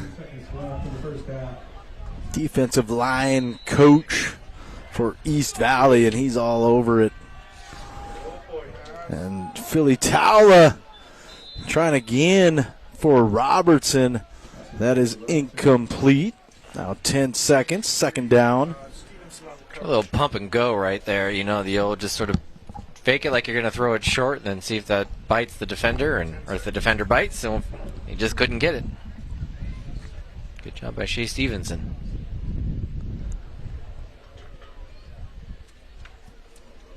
A beautiful day for football. Just a scenic setting here. And if you Mount get Rainier off in the distance. As I say, from us, you can see just the top of Mount Rainier. Third most beautiful stadium in the state. Look due left, you can see the top of Adams sticking out. There you go. 10 seconds to go for Philly Tala. He drops back. Big arm from Philly Tala, but he's going to find a receiver here. The short flat. That's Anson as Bjornsson as West tries to hustle back to the ball, but that will do it.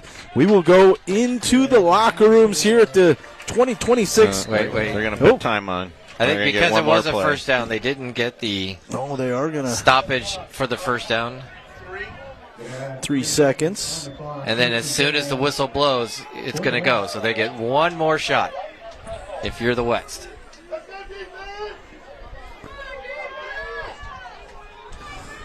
Philly Tala getting the instructions. I mean, this is just, you're hugging it to the end zone. Under pressure, Philly Tala lets it go. He's got Robertson trying to make a play. Buckaloo on coverage along with Shea Stevenson, and that is incomplete, and that will do it for the first half here from Earl Barden Stadium in the 2026 Earl Barden Classic with the East up 16-6 over the West.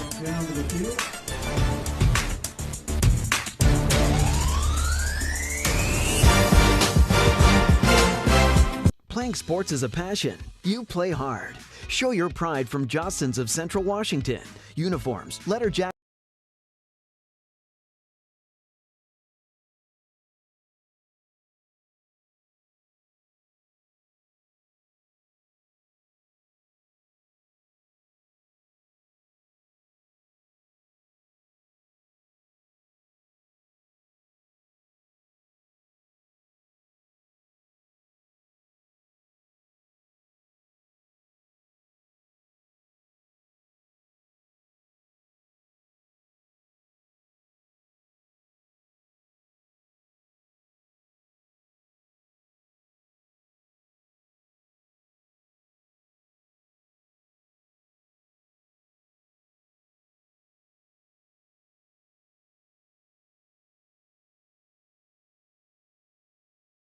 Your ultimate night out. 16-6 score. The East leading the West at the 2026 Earl Barden Classic.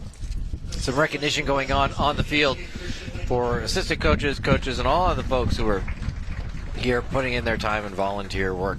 Speaking of the coaches, I got the opportunity on Wednesday to talk with Devin Snyder of Cascade Christian and Eric Berg of East Valley about how they're approaching this All-Star game. Hundreds of players have been able to compete in the Earl Barden Classic, but only a few dozen coaches have been able to lead their side of the state. Honored to do this. Being that we play the game in East Valley's home stadium, it's a blessing to be a part of this, to be here with a bunch of great players and coaches. I coached in this game about 12 years ago as the defensive coordinator, and so it's an honor to be back. I love the opportunity to be around just the best of the best on both sides of the state and get another competitive opportunity with guys before they head off to college. Berg's East Valley squad made the state semifinals. Snyder's Cascade Christian team won 8 in a row to start the season. They're experienced and know how to coach winning football. But how are they approaching an all-star game? Trying to build chemistry in a short amount of time with all the guys. Obviously I'm going to prepare just like any other game and watch film and all that good stuff, but really just want the guys to be able to connect and have a good time out there. We got a lot of great athletes on both sides of the ball, so we want to make sure that everybody gets a lot of playing time. We want to showcase the talent that we have on the East team and go out and make sure that everybody has a great experience. Still, it is a game where points are being counted. So it's not the same thing as playing your hated rival. It's also not exactly kumbaya out there. These guys are fierce competitors, and they're going to go out and compete on Saturday, but we're having a great time building new relationships, making new friends, and, in the end, it's a game. We're going to go out and have fun, but these guys are the best of the best, and they're going to go out and compete to win. I'll win the football game, of course. Yeah, absolutely. So big thanks to Eric Berg and Devin Snyder for taking that time to talk with me. And, we've talked a little bit about it. Yeah, it's an all-star game. Yeah, it's been a little bit since these guys have played football. But all it takes is that first hit, that first play, and all of a sudden the competitive juices are back in and you are ready to go 100%. Yeah, some big plays on both sides of the football.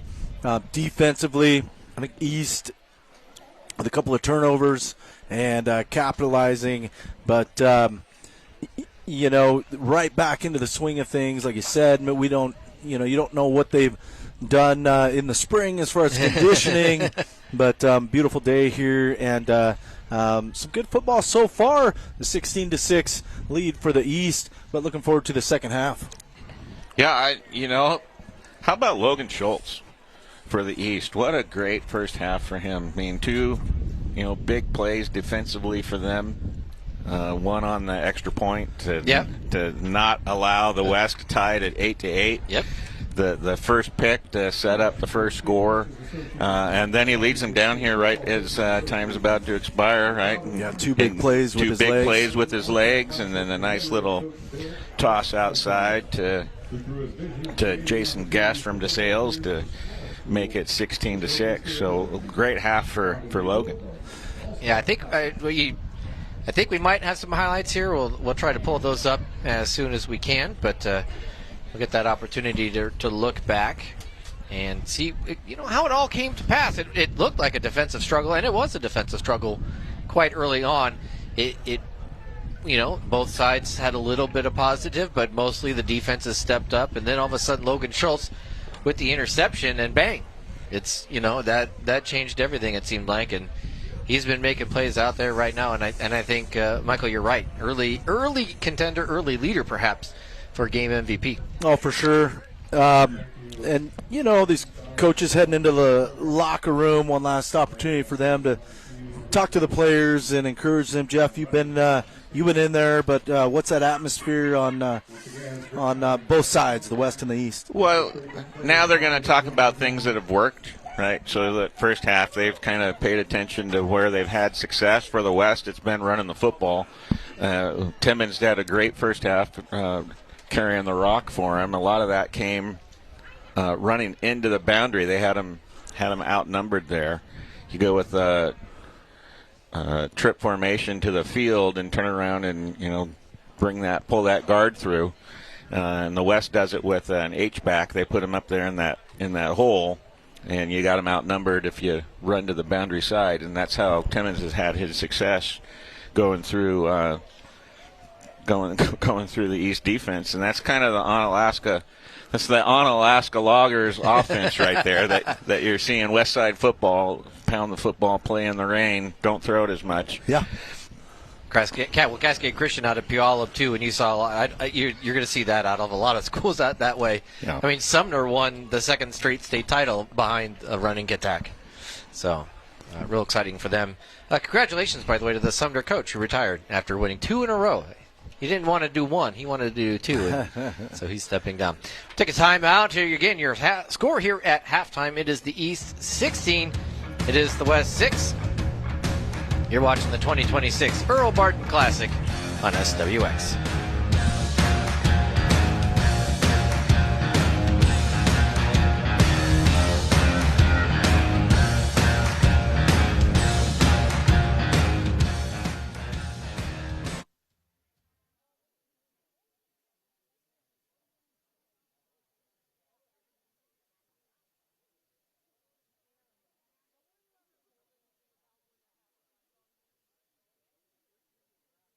What makes Medina's your best choice in floor coverings? The Medina's difference. The advantages of being a small family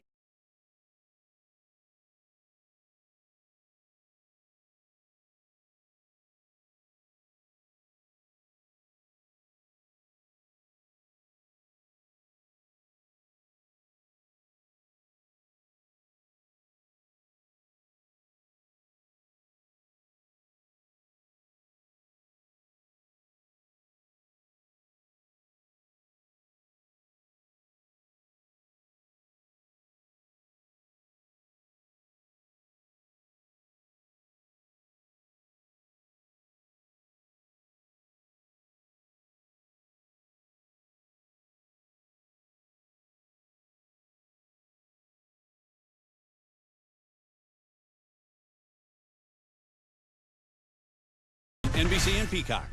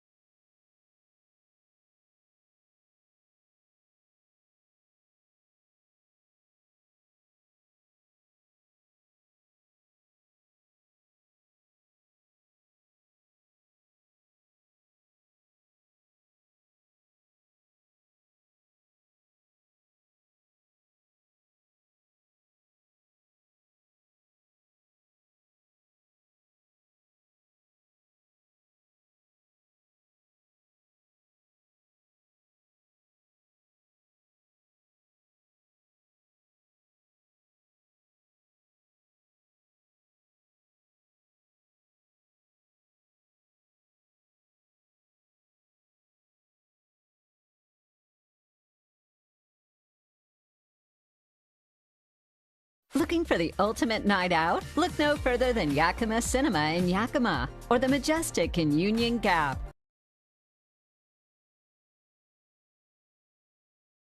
State-of-the-art theaters.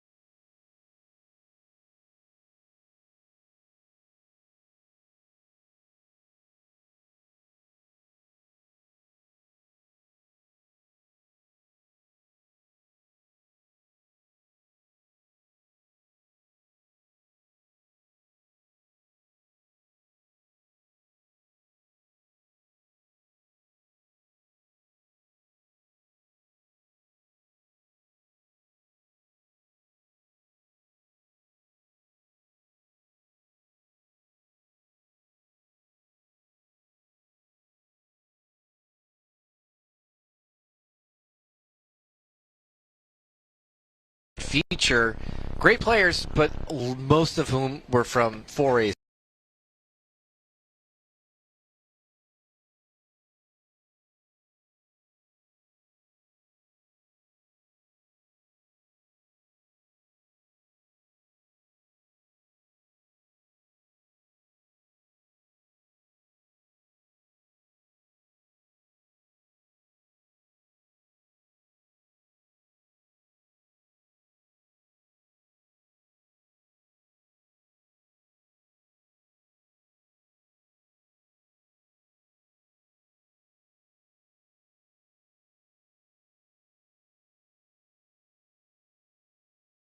Out at Public House East, they do a great job of hosting, and Jim and Kristen Williams, but local business owners. But one of the things they talk about is just getting this game back out here to East Valley at Earl Barden Stadium, and just the influence that he had as a local business leader with Mercy Theaters, and just getting this, maintaining this game for the smaller schools, and just it's really representative of the impact you can have in your local community, and not just here, but a state presence, and that's really one of the things I love.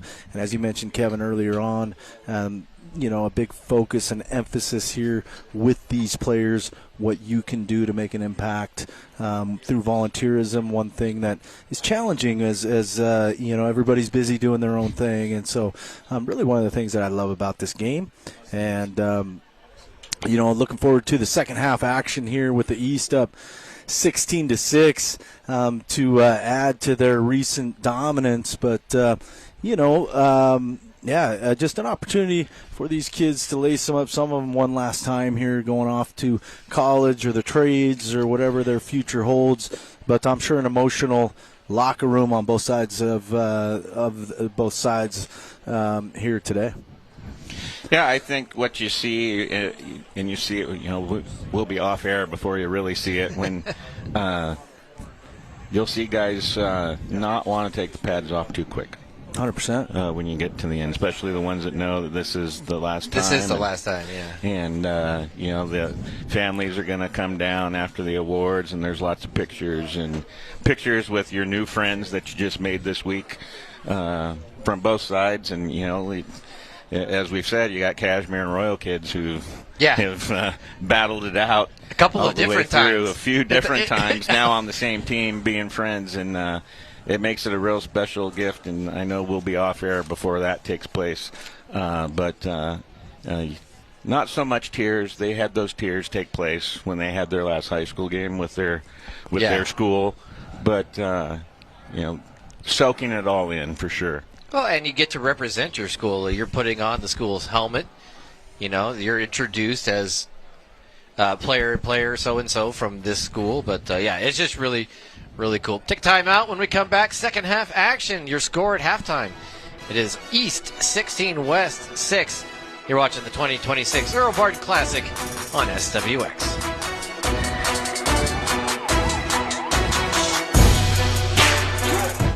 Looking for the ultimate night out? Look no further than Yakima Cinema in Yakima or the Majestic in Union Gap.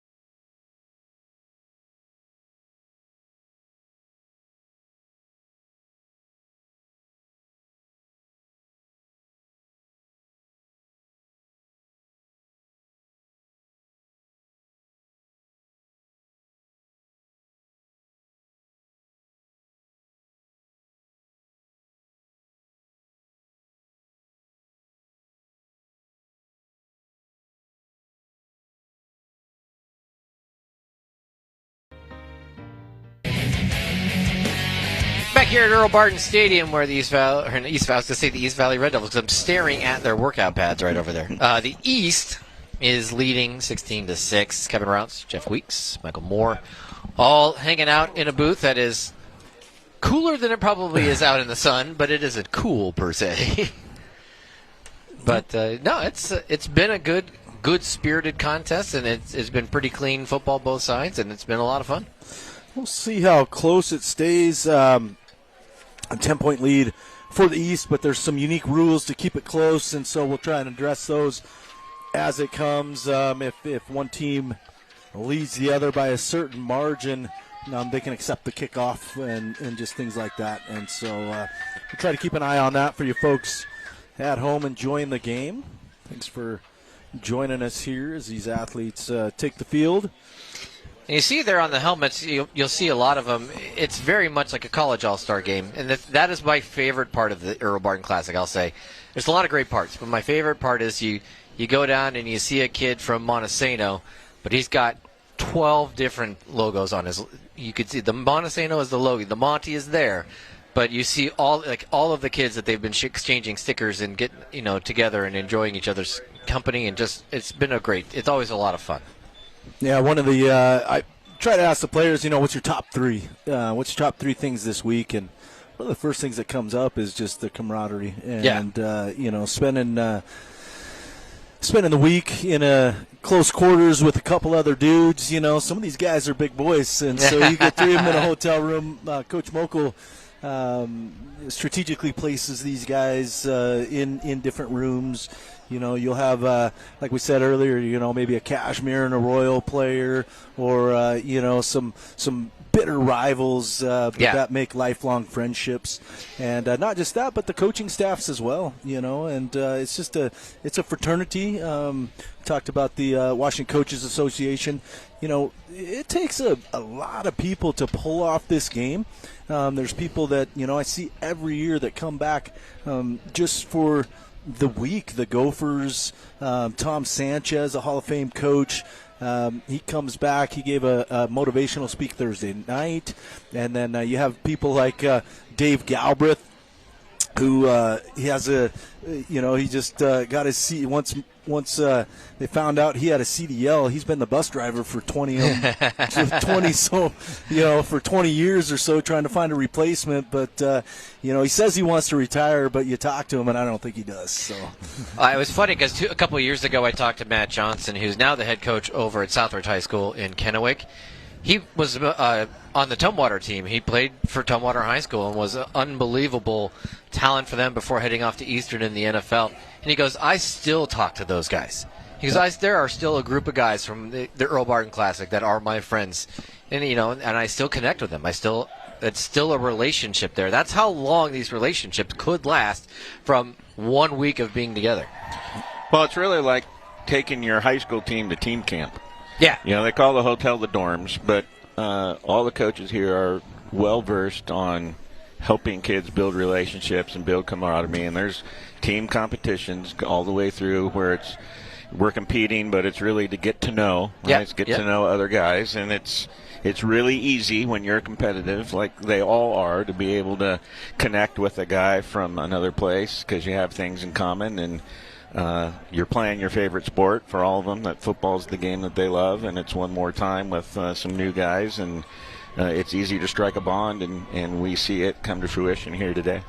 Coaches as well. I was talking to the West head coach, Devin Snyder, out of Cascade Christian, just asking him how he has a young 5-year-old daughter. I was like, how is it being away, the week? I struggle when I'm away from my kids. Well, when they were younger. Yeah. But at that age, you did welcome the break. But, he was excited that his family was coming here for the game today. Yeah. And, that his wife and daughter were going to be here. And so, it's just a great atmosphere. The stands are packed, and a beautiful day for football as we get set for second half.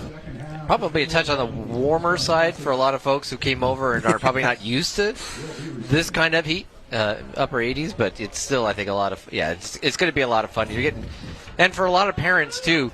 Here's the thing that you can't talk about enough. Parents make sacrifices, innumerable sacrifices, for kids to get them to play their sport, to play their music, to be acting, to whatever it is. And so this is potentially the last time for parents to watch their kids play football. And it's got to be something for them where they're like, I remember him in Grid Kids, or if you're in our side of the world, CBYF, Columbia Basin Youth Football, or whatever it is. You got to watch them play and run around like they didn't know what they were doing, and here they are in All-Star. Yeah, it's a special game, and for everybody involved, hundreds of people here from all over the state. And like I said earlier, just one of my favorite parts is just going out, visiting with the families, and welcoming them to this beautiful Yakima Valley as we are underway here in the second half at the Earl Barden Classic. Anson as Bjornsson with the return up to the 25. And we'll see who. It's like Logan Speeds. Logan Speeds going to make the tackle here, right? Big drive for the West right here. You want to get the second half started. New quarterback. Not sure who it's going to be. Or is it going to be Philly Talo? It is. It is? Okay. Philly Towla in the first half. A 1 touchdown pass, couple of turnovers, but not a bad half. Definitely the standout on the west side was number 4, Zach Timmons. So you might see a healthy dose of him, kind of one of those things that you talked about, Jeff, what's working, what isn't. But they're going to throw the ball here on first down out into the flat, and some running room across the 40. Israel Schroed with first down yardage to start it off here for the West. Gain of 15. Been calling Schroed's name quite a bit here. 5'9", 175-pound player out of Ording. He lost to Anacortes in the quarterfinals. Ording at 2A school. And if you're just joining us, welcome to second half action as West starts things off here. And after such a positive first play to start the half, the second play, snap that hits off the leg or some portion of the body in the center, and it just goes to the ground, and you just have to fall on it if you're Philly Tala. So second down coming up. West needs to get just shy of midfield for their first down yardage. Philly Tala, 3 receivers on his left. Short pass to Schroed again, and he's stood up. No gain. And I believe that's Braden Albright out there. Yeah, Albright, running back, linebacker extraordinaire for East Valley. Max Anderson in on the tackle as well. And it should be third down. Yeah, third down. They're having a problem with the yard marker. It's not responding properly. Who's out there? We got somebody out there helping out.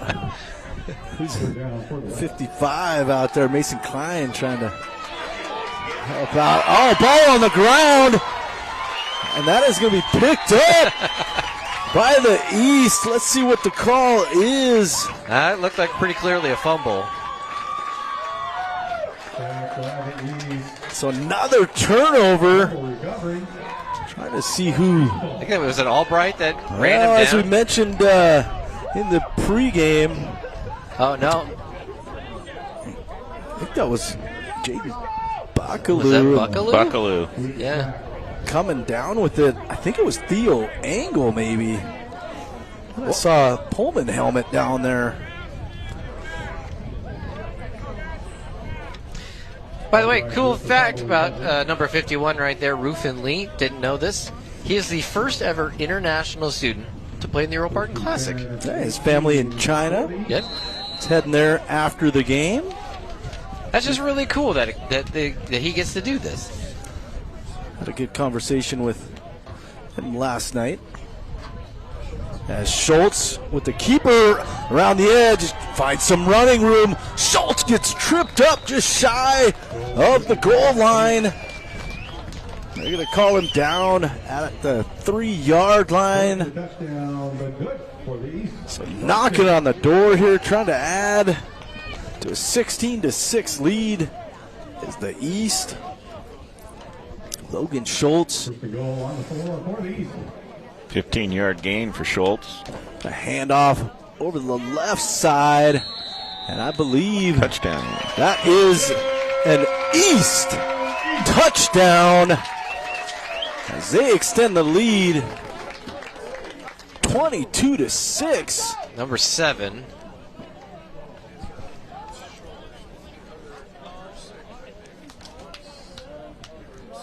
Somerset. Boschko. Yeah, Josh Boschko. Boschko with the 2-yard touchdown. Battled his way in and hit before he got to the goal line and then able to fight his way through. Josh Boschko on a full ride to Whitworth. Chemical engineering major. 3.96 GPA. The youngest of 6 kids is Logan Schultz. Going to keep it on the ground. Schultz finding the edge for the 2-point conversion. And the East take a 24-6 lead. 12:21 to go in the third quarter, as they capitalize for the third time on a West turnover. And the turnovers have really set up the East to have short field offensively to get their scores in. 18-point lead. And there is a unique rule here, and so I do believe that there's a 9-point rule in effect. And so even if West scores, they will get the ball back. The ball, they'll receive the kickoff again. Yes. Well, first things first, the West, I'm sure, is focusing on just getting some positivity on offense. It hasn't been as readily available for them through much of this contest. 12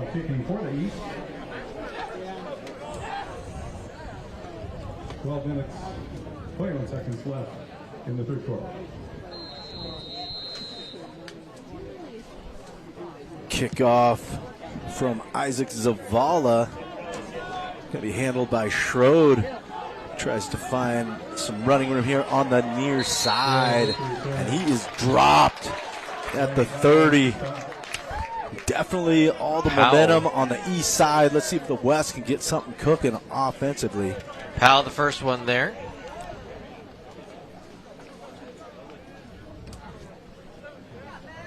So, yeah. We talked about how important that first drive of the second half. Now it's almost desperation time if you're the West. You need to find some momentum on offense.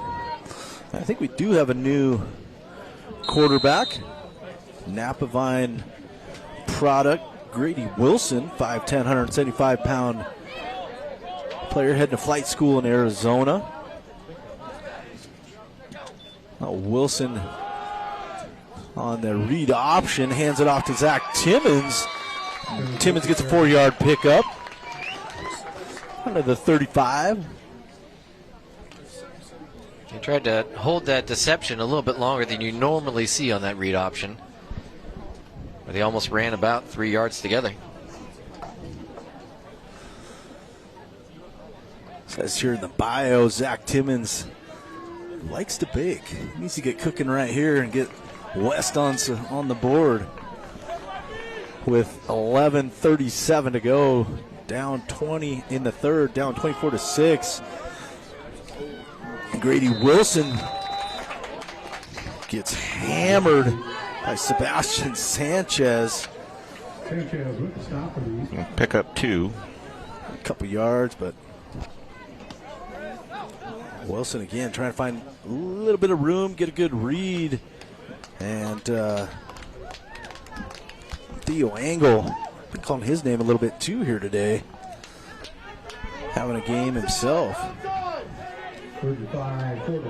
Now under 11 minutes.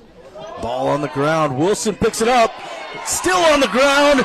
East recovers. And they are going to have another turnover. And the ball back well inside of West Territory. Seth Wilder out of Goldendale with the fumble recovery. And things just falling apart right now for the West.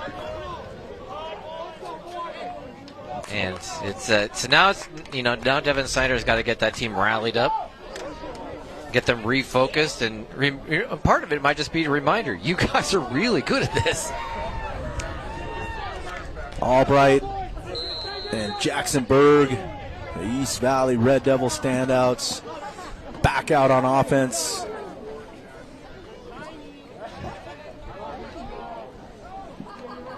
First down, off another turnover, the fourth of the game for the West. Albright gets the carry, tries to weave his way through some traffic. Nice job standing him up just for a 4-yard gain. With some patient running there. And positive yardage down to 22. Yeah, I'd imagine at this point Eric Berg might get into a mode of, let's run this ball. We've already got running clock, but let's really try to milk the time out of all of this. 18-point lead.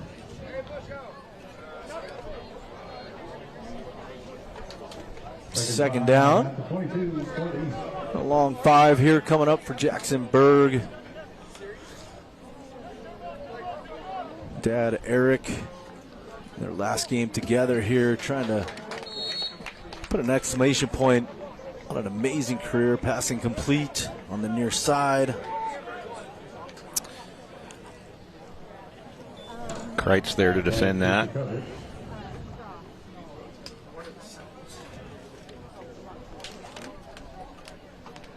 Braden Meyer, the intended receiver.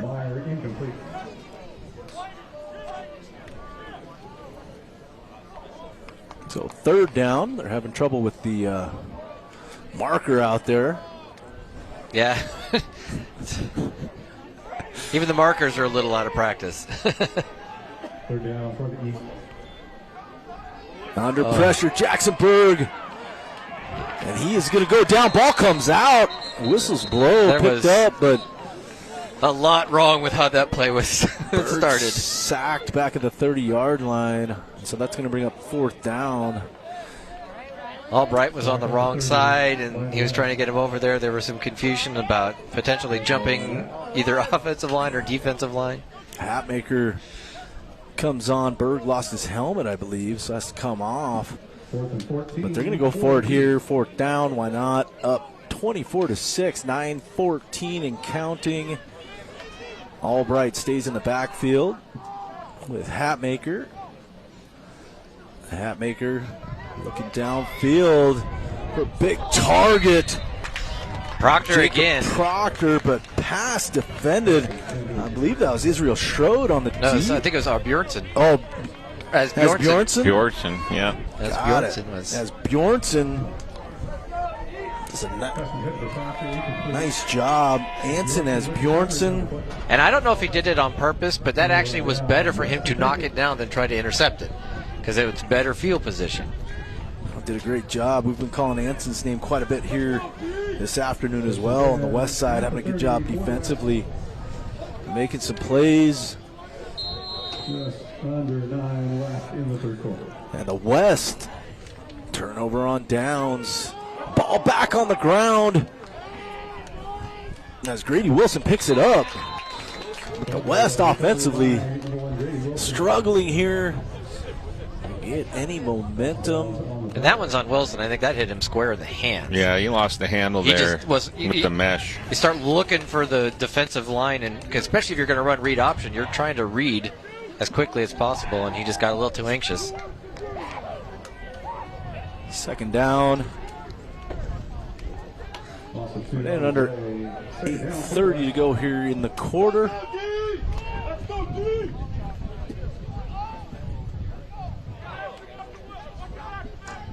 And again on the ground. Grady Wilson picks it up, but you know, those are just those tough plays when you got a center you're not used to and you're getting the ball at a different level. But yeah, that's 3 in a row on the ground for the West. Let's see if they can clean that up here. On third down. Need to get all the way up to the 40-yard line. Ball spotted at the 20.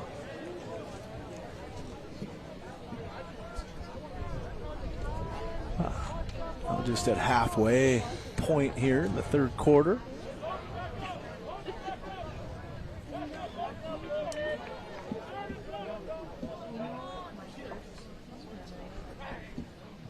Third down and 20. Wilson clears out the backfield. A screen play.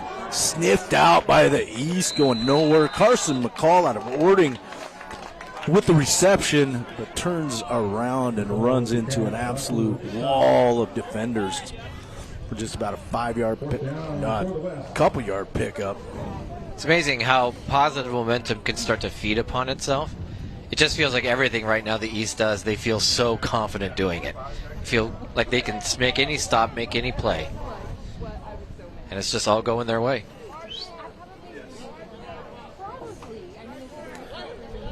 Carson McCall stay in as the punter. On the field, Zavala back to return. I believe Isaac Zavala, the return man, standing at his own 45-yard line. McCall gets it off. Nice punt. Good hang time. Zavala has a blocker around the left side. If he can catch the edge, he does. Zavala still on his feet down to the 20-yard line.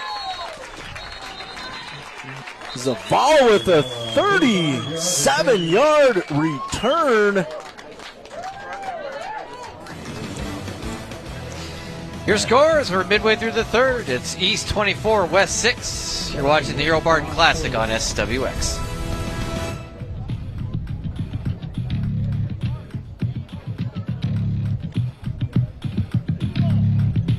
Playing sports is a passion. You play hard.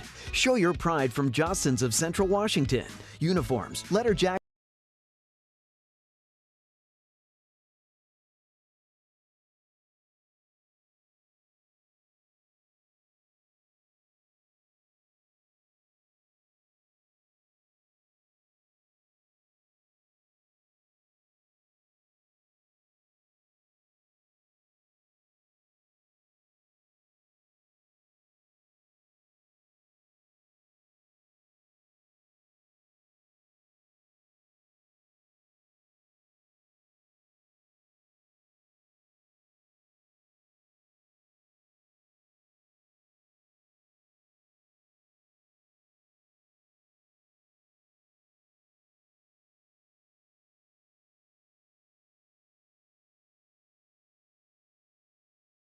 Ultimate night out. The Earl Barden Classic is sponsored by Jostens. From uniforms to Letterman's jackets to championship rings, let Jostens help make a statement for you and your team. Jostens, creating memories from your passion for playing sports. Well, 6:15 to go here in the third quarter. East up 24-6 with the football. And they are in business again after a huge return by Isaac Zavala down to the 21-yard line. 1st and 10.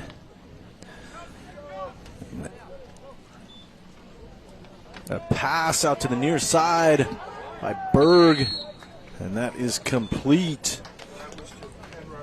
To Borg. Borg with the catch. Berg to Borg. Second time I've been able to say that. Andy Penrod out of Cedar Park Christian on the coverage. 2nd down and 5 from the 15. Jackson Berg with Albright in the backfield with him. Sends his receiver in motion, but Albright going to get the carry, trying to find some room over the left side, and blasted by Isaac Hawkins, 6 foot, 195 pounder out of Montesano. Also Carson McCall in on the stop. Gain of 1.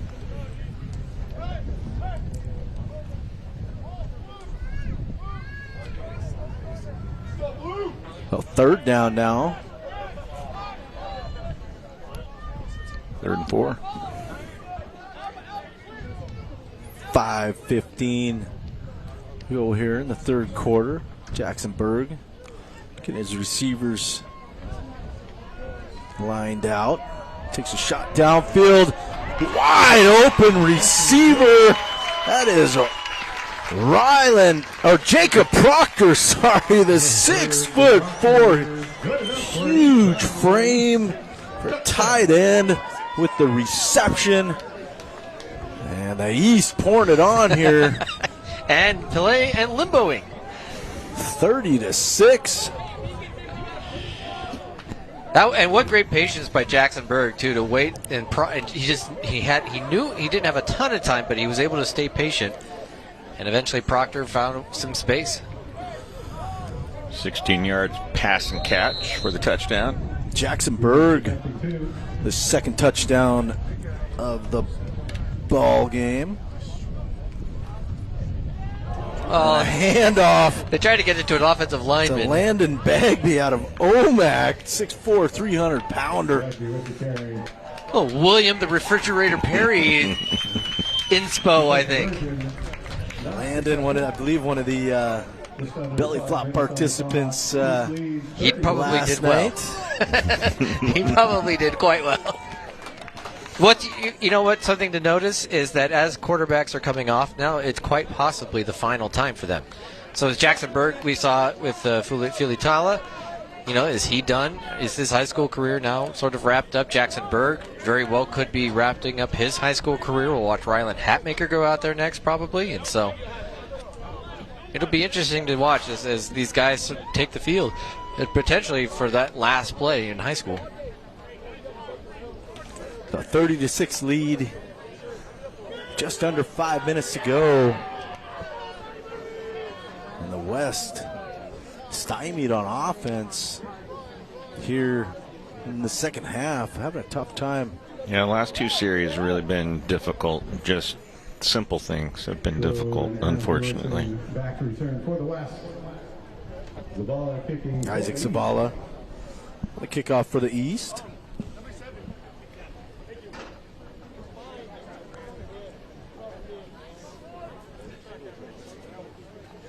As they get set here. All momentum for the blue. Let's see if the West can get something going. Israel Schroed around the end.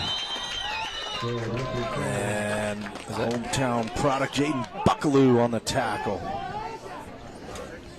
Tripped him up at the 20. Buckaloo with the stop.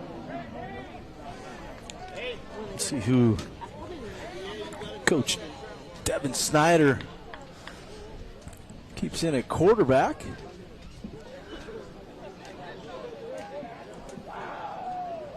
Wilson. He's going to stick with Grady Wilson. And First half we saw that Mason Filitala, but Wilson taking over here in the second.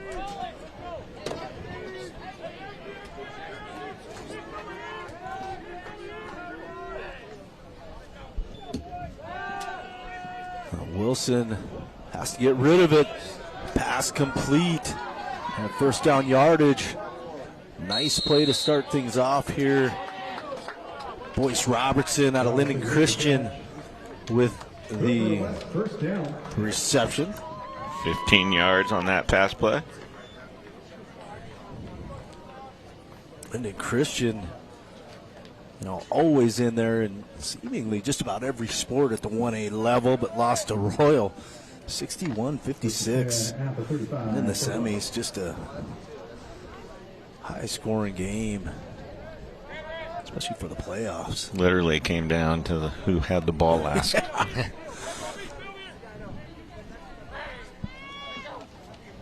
Ball on the ground again. Wilson stays on his feet. Wilson takes a shot downfield. Boy, nice job recovering down here by Shea Stevenson. Eric Borg there too. And Eric Borg, yeah, but Wilson, wow. Stays on his feet. What was that?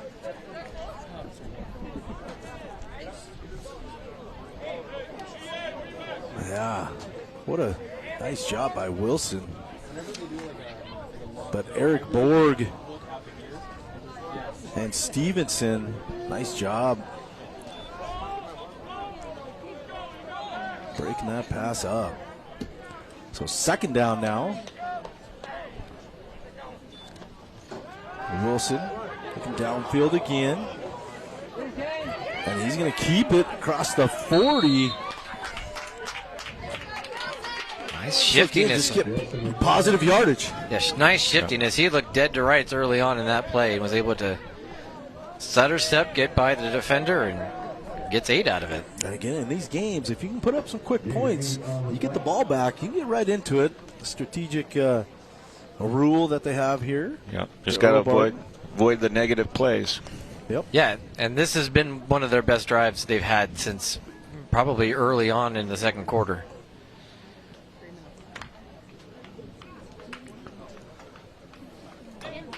Third down now. Need to get out to the 45-yard line. Wilson empty backfield.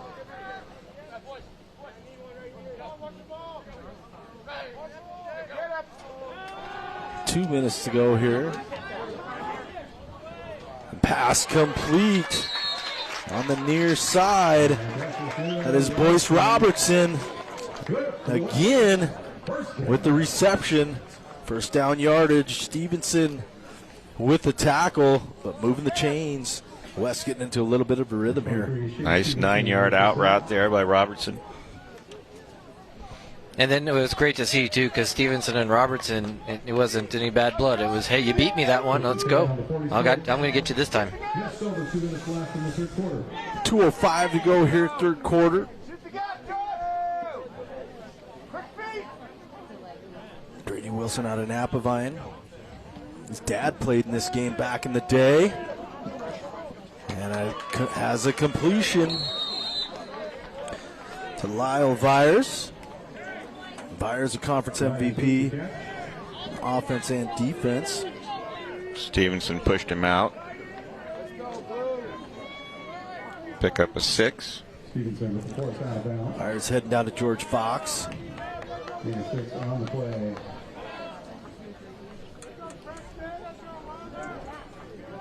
West.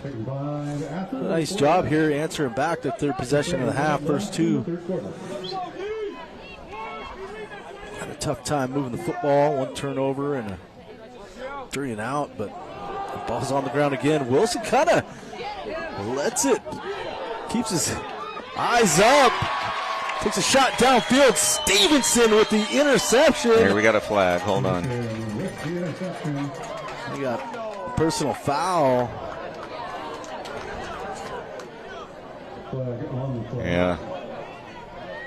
Not too many flags here today other than encroachment, but a personal foul here on the defense, and so that will stay here. Yeah, shot to the head on Wilson after the throw. Yeah, but you could, like you said, Michael, he kind of waits for just a second so he can pick it up. Oh, and there it is right there, yeah. The right arm comes down right across the front of the helmet.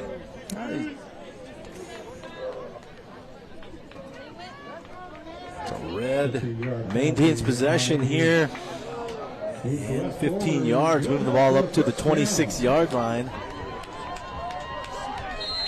A fresh set of downs with 1:06 to go. 26 for the last, just over a minute left in the third quarter. Down 30-6. Trying to get their second points of the ball game here. And Wilson taking a shot on the left side. Oh, nice job adjusting to the football is Israel Schroed, but just unable to come down with it. Israel Schroed, incomplete. Second down coming up. Dominic Verduzco back in coverage.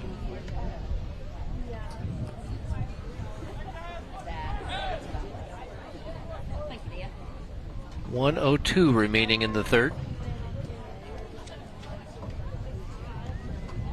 Second 10 for the West. West, as we mentioned, if they score here, they'll get the ball right back. So a nice advantage. Getting down 24 points.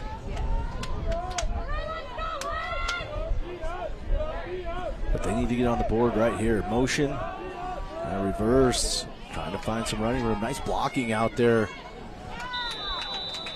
by Bjornsson. And Lyle Vyers trying to get to the first down marker. Going to give him 8 on that. A couple yards shy. As we are under a minute now. Clock tick down to the end of this third quarter. Yeah, East probably West gets one more play before the end of the quarter. Dominic Verduzco on the tackle there.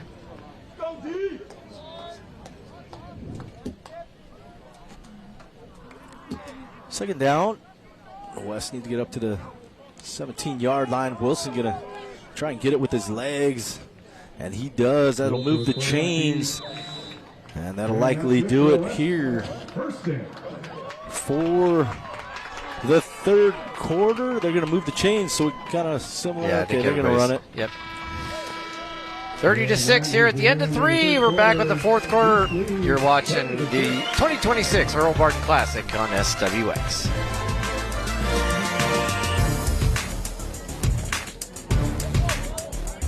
Playing sports is a passion. You play hard. Show your pride from Jostens of Central Washington. Uniforms, letter jackets.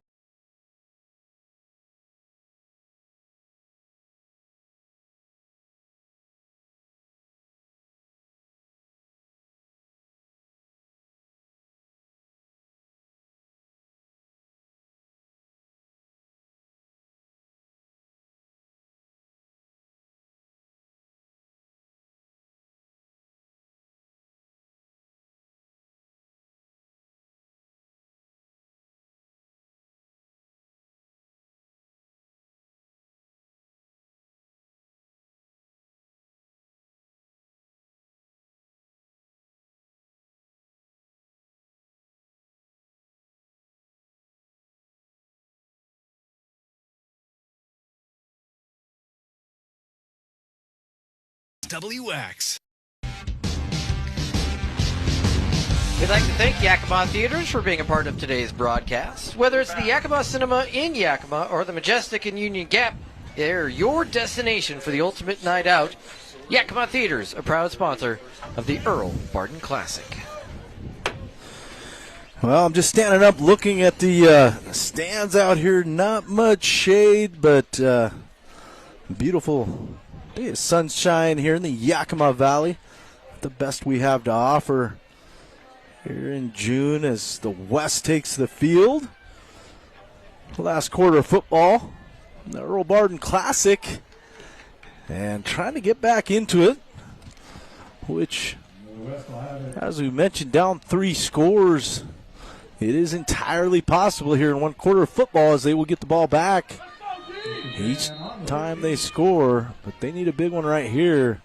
First down, and they're 10. Wilson takes a shot in the end zone. Oh, almost. Logan Schultz, down with Dominic it. Verduzco for the defense, and then number 7. You know, the way West. Logan Schultz's day is going, I thought Boyce that was going to Robinson fall for right you. into his lap Yeah, for his second pick of the day. Yeah, Schultz was in front. Verduzco was in behind, and Robertson was in between them trying to figure out how to catch that. Second down. Grady Wilson at quarterback. As we mentioned, his dad played in this game. A lot of family storylines. Wilson taking another shot. Throws it up. There you go, Logan. Intercepted. Logan Schultz stays on his feet. And he is finally forced out at the 35-yard line. But Logan Schultz, another huge play for the East. Second interception of this ball game. He's the prohibitive favorite now to be MVP. Yes. With authority. Vegas is closing the line on that right now. What a great vision, though, by Logan Schultz. I'd be curious to see how much Wilson and that offense throw the football, because he looks like he's definitely great with his feet. And so that might be more run-oriented attack. Hatmaker checks in at quarterback for the East, along with Ronan Stewart in the backfield.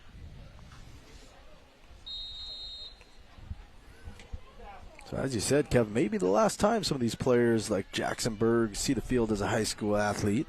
As Stewart gets the carry over the left side, maybe a yard. Coach Berg looking to close this out here. This team defensively doing a great job today holding this West offense in check. We're going to have a pause here for injured player. He's going to have to go sit out of play. Is that Edge? Josiah Edge, maybe? Yeah, Josiah Edge. I think he's just disappointed he's got to come out of the game. Again, these guys, like we talked about, just emotion, just very competitive. And for a lot of them, they're not used to being, if you're on the west side, being in this scenario. This is not a common thing for most of these players, where the game is sort of already decided and you're just trying to get to the end almost. And I know that West isn't going to give up by any stretch, but 14 minutes of football here, down 3 scores. And, pass intercepted. There you go. Exactly what the West needed. Shoestring tackle by Zavala. But Torin Kreitz coming up huge with the interception for the West. They are right back in business here with 13:46 to go in the ballgame. Really good read and break on that. Bobbled it, able to control it. Down the sideline he goes. Zavala saves a touchdown. I'm pretty sure his sister or family member or Mom, whoever we were seeing before the game, Yeah. they're excited. Torin Kreitz coming up big with the interception. And so they are in business now down at the 7-yard line. Wilson stays in at quarterback. Has Timmons. I wouldn't doubt if we see Timmons here maybe get the carry. Nope. Wilson going to keep it. Tries to find some running room. Bobbing and weaving down to the 1-yard line. And that is going to be second down coming up. Clock moving here, 13:30. But a huge play for the West. Watch this. Just more tip drills. Just keep it. Keep your eye on it. And Kreitz just gets it all the way back. Nearly to the house. Second goal for the 2. Kreitz out of Montesano. We're going to play baseball at the next level, it sounds like. Timmons loses it. And it is picked up by Shea Stevenson, who brings it back all the way to the 35, so the East says not so fast. Heartbreak for the West. Another turnover for the West. Just absolute heartbreak. 5th of the ball game, I believe.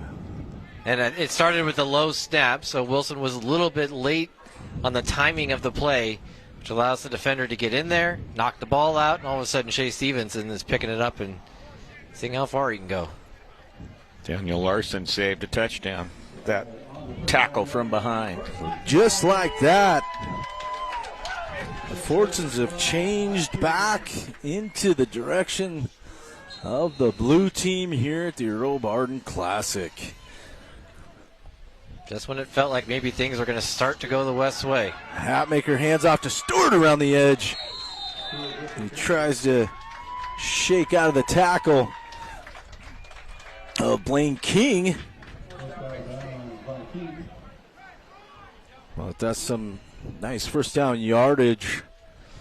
Cool part about watching Stewart run, he's got that long flowing hair. And you just see it just cascading behind him, and it's glorious. Well, we got 4 number 1s. My notes on him say maroon helmet, long hair. So I thought he would be an easy one to spot. Out of Kittitas. There's a semi-local product just outside Ellensburg. As Wilson throws a nice pass down to the 40-yard line. Complete. It's number 11 who caught it. To Logan. Or Calvin Libbert, I think. Or was it Logan Spees? I think it's Logan Spees. Spees with the black helmet. Oh, okay. Oh, yeah, Libbert's right here on the sidelines. They both have black helmets, unfortunately.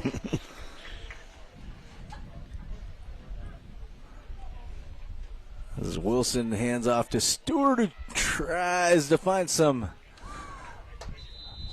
somewhere to go on the left side, but dropped. That's where I'm curious how much Eric Berg is going to do with Rylan Hatmaker, who had that interception his last time out. So you want to get him one last good possession, but it's also a game that's fairly out of hand. So how much do you try to balance that and let Rylan finish strong? Clock coming up on 11 minutes to go here in the ball game. East trying to add to his 24-point lead off the Schultz, or off the fumble recovery this time, actually. Taking a shot downfield. Oh, boy. Beautiful play by Lyle Byers. Out of Cedar Park Christian. Man, I thought he was going to come down with that. Right there, right there. Oh. Just had a miracle interception off his shoe there. Just watching it go right in front of your face, and your arm is not moving fast enough to catch it. I see it. It's right there. 10:15 now left in the ball game. Grady Wilson. Rylan Check Hatmaker. that. Hatmaker, sorry. Under pressure, Hatmaker goes down. Loss of 3. Josiah Edge back in the ball game after getting banged up in the last series. So 3rd down. Albright will rotate in.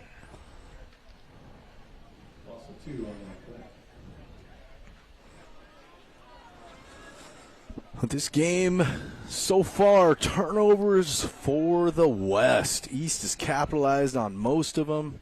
Trying to do so once again here with Wilson throwing a pass completion down to the 30-yard line.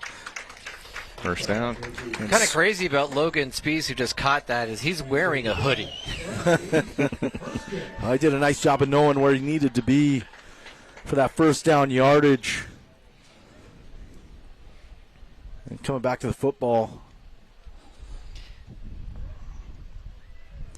But that'll be a first down here with 9.5 minutes to go. Just over 9 left in the ballgame. Wilson, hands off to Stewart. Or that's Albright, who gets stood up by a host of West players. 6, 24, 8. Isaac Hawkins. First contact. Mason Fry in there. Fry with the stop. Is that Cole Kibu? Maybe how you say his name? Gain of 4. Wilson trying to lead this offense down the field here. He's going to tuck it. He's got Albright wide open. Albright open. Albright going to punch it in from 25 yards. Wilson, a nice job staying on his feet, keeping his eyes downfield, finding some space. Hatmaker, check that. Hatmaker with the touchdown pass. 8:30 to go, 36-6. And Rylan Hatmaker out of Kashmir, who threw for 111 career touchdowns. Throws another one here in the Earl Barden Classic. So, Ms. Gunn, I hate to do it for you. Mope needs that now. Yeah, thanks. Me too. Timeout coming the West's or the East's way. I don't think they had gotten everybody lined up where they needed to be before the 2-point conversion.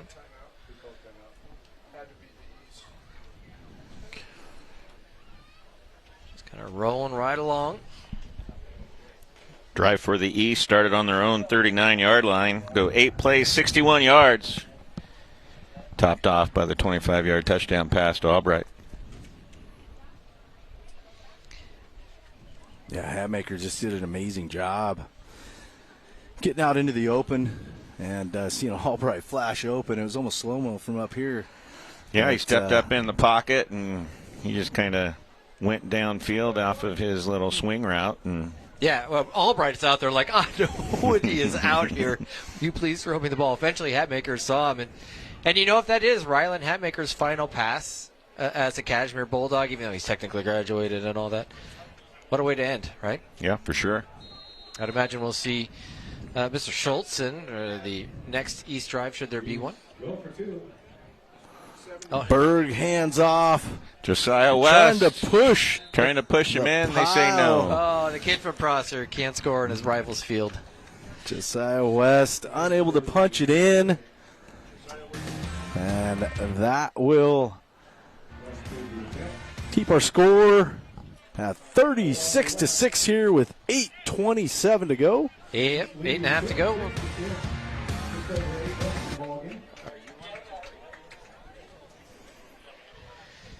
So it will be East kicking off to the West, and if the West scores, it'll happen again, and if the West can score then, it'll happen again. It's just, as they try to keep this game close as possible, and the West looked like they might have had some momentum there in just a second, because they had the interception, they were down inside the 5, nearly would have picked 6, and in the end, it would have been, not that it always isn't better for the pick 6, but boy, what a change that was. That tackle not only saved a score, but resulted in a turnover and then a touchdown the other way.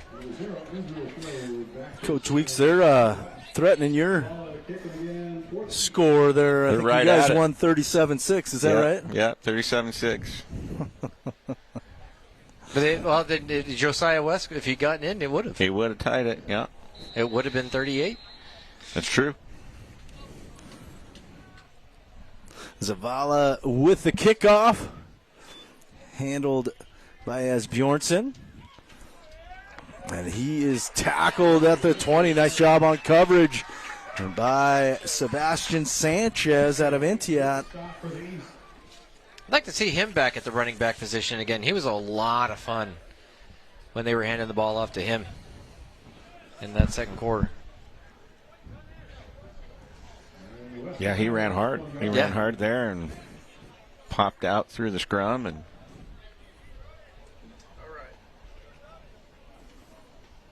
just over 8 minutes to go here in the ball game. East in total control.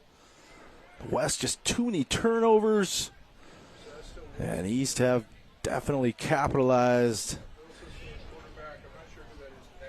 Wilson still a quarterback. Now it's Wilson. Sorry to Hatmaker's family there. Forget that wrong. I had it with Chase Stevenson and Jacob Proctor to start the game, and you're having it with Hatmaker. Kevin, you got to punch me sometimes, man. Don't just tap me on the shoulder. I ignore you, man.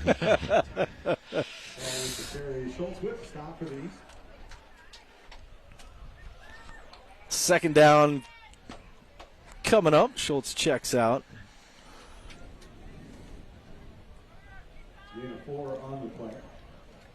And just again, Second 6 for the West. I have a couple for the West, but you need some big plays here from Wilson. Let's see if they can get something going. A couple nice drives offensively. As that is tipped up! Buckaloo almost. Incomplete.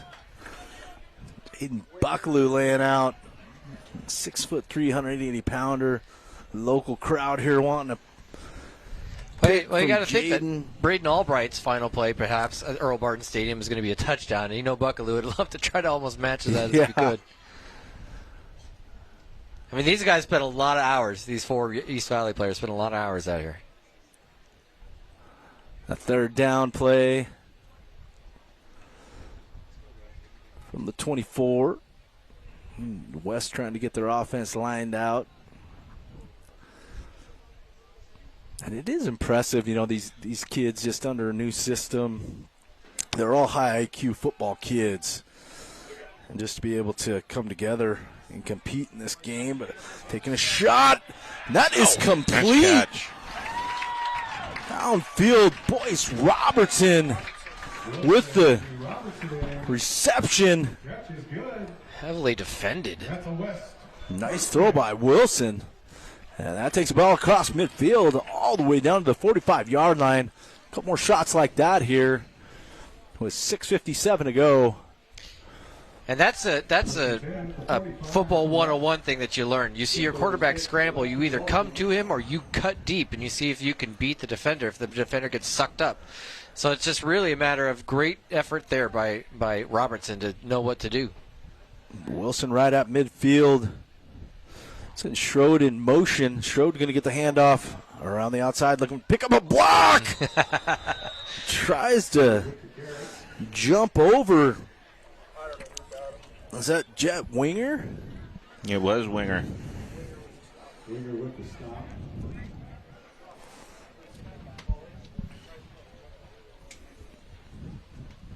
Gain of 3. Jet Winger, a state javelin champ. And a 4x100 relay state champ. So again, these guys are just super athletic. They're not football players, they're athletes. That's exactly right, Kevin.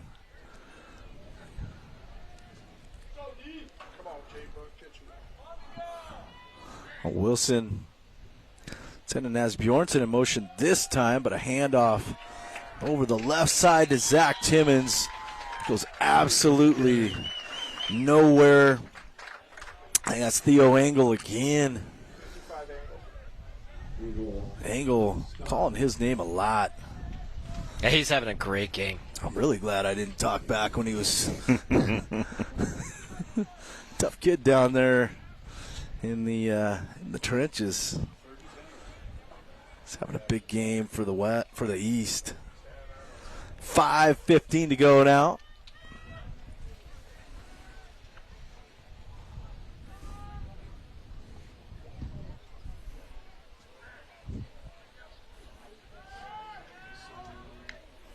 Catch on the near side by Asbjornson. Goes nowhere. Couple at best. Braden Meyer on the coverage out of Okanagan. I'm going to give him 2. Clock keeps moving here. 4.5 minutes to go in the ball game. This has been all East since about the second quarter on, I would say. West had some good drives early on. In fact, they had a 2-point opportunity to tie it at 8. And then everything went sideways after that, unfortunately, for the West. Yeah, ever since halftime, they just having trouble getting momentum here as Wilson now goes down all the way back at the 45-yard line. Is that Miguel Zuniga out of Othello? I think you're right. I think that's exactly who that is. And we'll take a timeout. Our score, East 36, West 6. You're watching the Earl Barden Classic on SWX.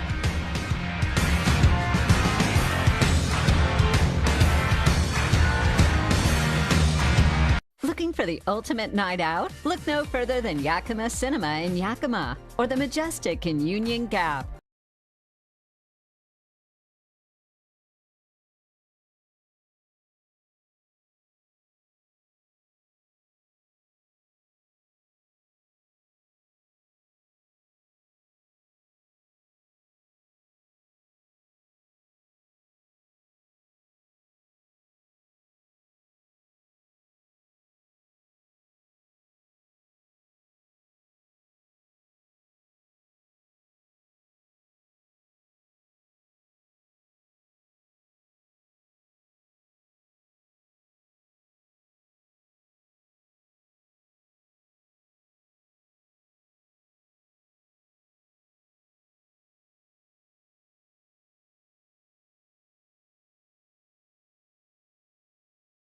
Playing sports.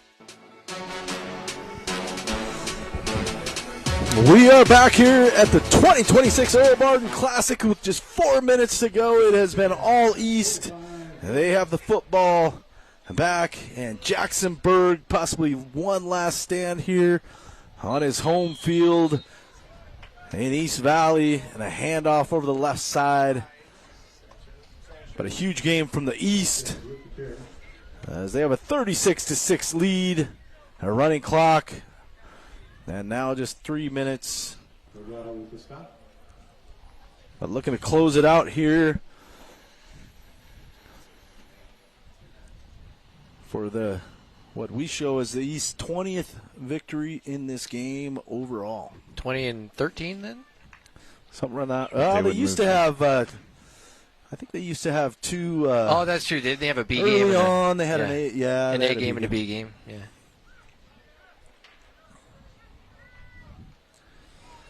Another handoff, just to keep the clock moving from number 9. Coach Eric I think it was Berg. Sanchez. Yeah, Sanchez. I wanted Sanchez to get the ball. He's getting an opportunity. Bring up 3rd and 5. But regardless, these players will come together after the field and just enjoy it. Like you said, Jeff, some of them might take a little while to pull off their pads. Yep, they will. We'll have the award ceremony, and then parents will come down. It'll be picture time, and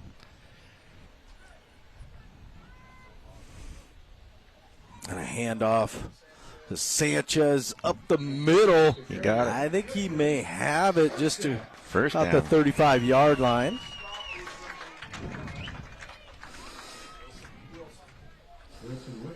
Wilson with the tackle out of Napa Vine. On the 35, just over 2 left in the ballgame. Victory formation. They can kneel it out. Yeah, just a couple, three snaps at this point. You're good to go.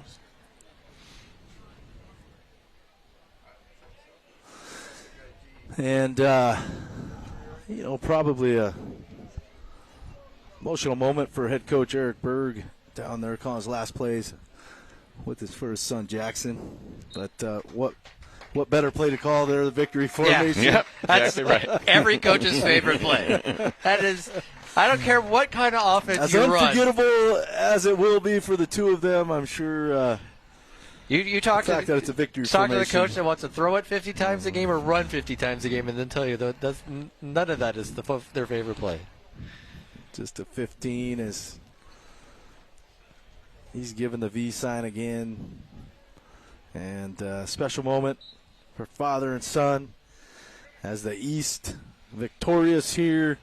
Oh, and then what a great effort or great move here by Sanchez. He's going to bring out Braden Albright so that the East Valley kid gets one last snap at his home field. So Buckaloo's out there, might have all the East Albright's Valley out there, yeah. Kids out there on their home field celebrating one last snap here as they let it get down. Well, they got to do one we got more. one more. But heck of a football game here. And snapped it with 40, I think, and they were going to, yeah. Yeah, thought they did. Well, the East victorious 36-6. The fans are letting them know how much they appreciate their efforts on both sides of the football as these young men off to bigger and brighter opportunities as they meet at midfield. With that, we'll take a timeout. Your final score. Nope, never mind. A lot of respect out there amongst these players. As we mentioned, I mean, even both sides of the football, just watching them commingle the teams. And,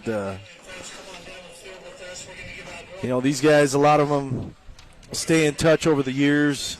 And you hear a lot of those stories from the coaches and the people that have been involved over the years.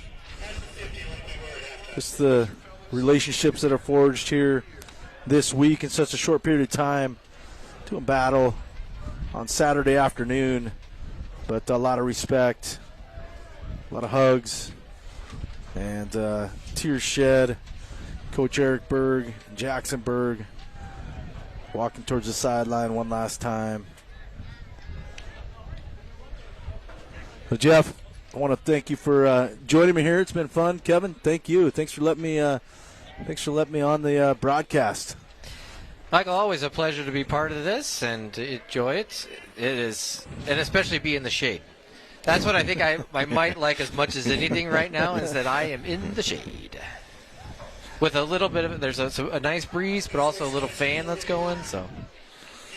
Now they transition here, and players are come down. They'll get ready to do the awards. They've invited the families to come out of the bleachers and join them around the track. And Chairman Mark Mokel. This is another one of those parts of the game that I appreciate, getting everybody down on the field, handing out the awards, and a big part of this game. Yeah, absolutely, and it kind of makes it a family atmosphere and a good way to cap a great week for these guys and get them to head back home and enjoy the rest of their summer and get ready to head to what comes next.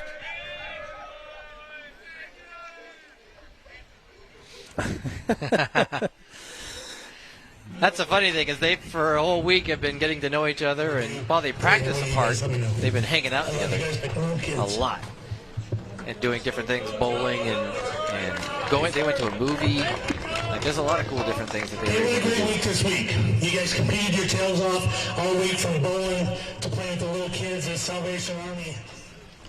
Saw some belly flops, saw some cup stacks, saw some teeth get frozen off down there yesterday. I mean, what a great week. You guys competed from minute one when you were here, and even though the score wasn't as close as we would hoped it would be, you guys competed your tail off, and Coach Coffin and I were talking here that had it been for a fumble or a pick down in the sand, that score was a lot closer. So this was a fun game to watch today. Congratulations, you guys did well.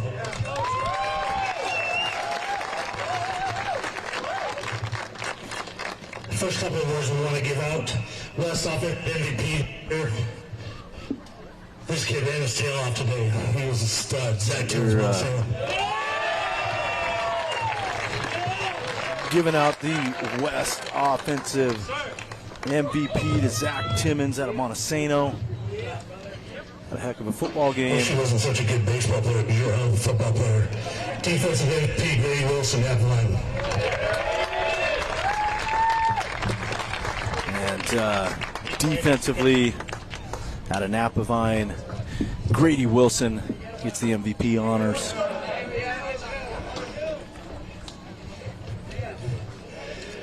So I talked to the news reporter from the Herald, and they said 3 picks. That's got to be a record or something. So, well, that one on the 2-point conversion really doesn't count. So I'm going to try and talk to Luke and see if we can get that on the count. But defensive MVP, Logan Schultz, frame. And as we mentioned during the broadcast,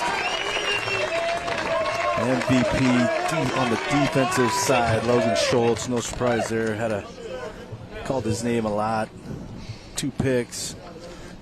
And the 2-point conversion breakup. Hometown boy, Jackson Bird. And offensively, Jacksonburg, hometown product. These guys voted on an award. Coach Moak is the Coach teacher out here Lynch in East Most Valley. Inspirational Award. Coach Lynch was one of the first we have coaches back in the day when we invented this game. Or Some other awards here for each team. At lunch on Thursday. Coach Lynch. History of the game and enlightened me too. But Coach Lynch is still with us, and we want him to pass it out, so I'll pass it on to him. From the West, voted on by their players, Daniel Larson, Meridian. Daniel Larson out of Meridian. Getting the award from Coach Lynch. And from Prosser, Josiah West. Local products. Prosser Josiah West from the East. With the Coach Lynch Most Inspirational Award. Now I'm going to pass the mic. We are, the Earl Barden, all of us coaches we are not professional event planners. We are high school football coaches. Some of us are retired. But We are under the guise of the Washington State Coaches Association. The Outstanding Teammates Each one of us Award are members of the Coaches Association. in honor of each year Coach they, Bill Alexander, finance Coach us. Alex. They partially finance us. You guys did a great job of financing Who founded us the this Earl year. Barden Classic. They also provide insurance for us at a super cheap cost, and they're donating a $500 scholarship saw a to each need of for this the game. award winners for the outstanding teammate in honor of Coach So Alex. outstanding I'm gonna pass teammates. the microphone off to Rob Fries and Mike Shea.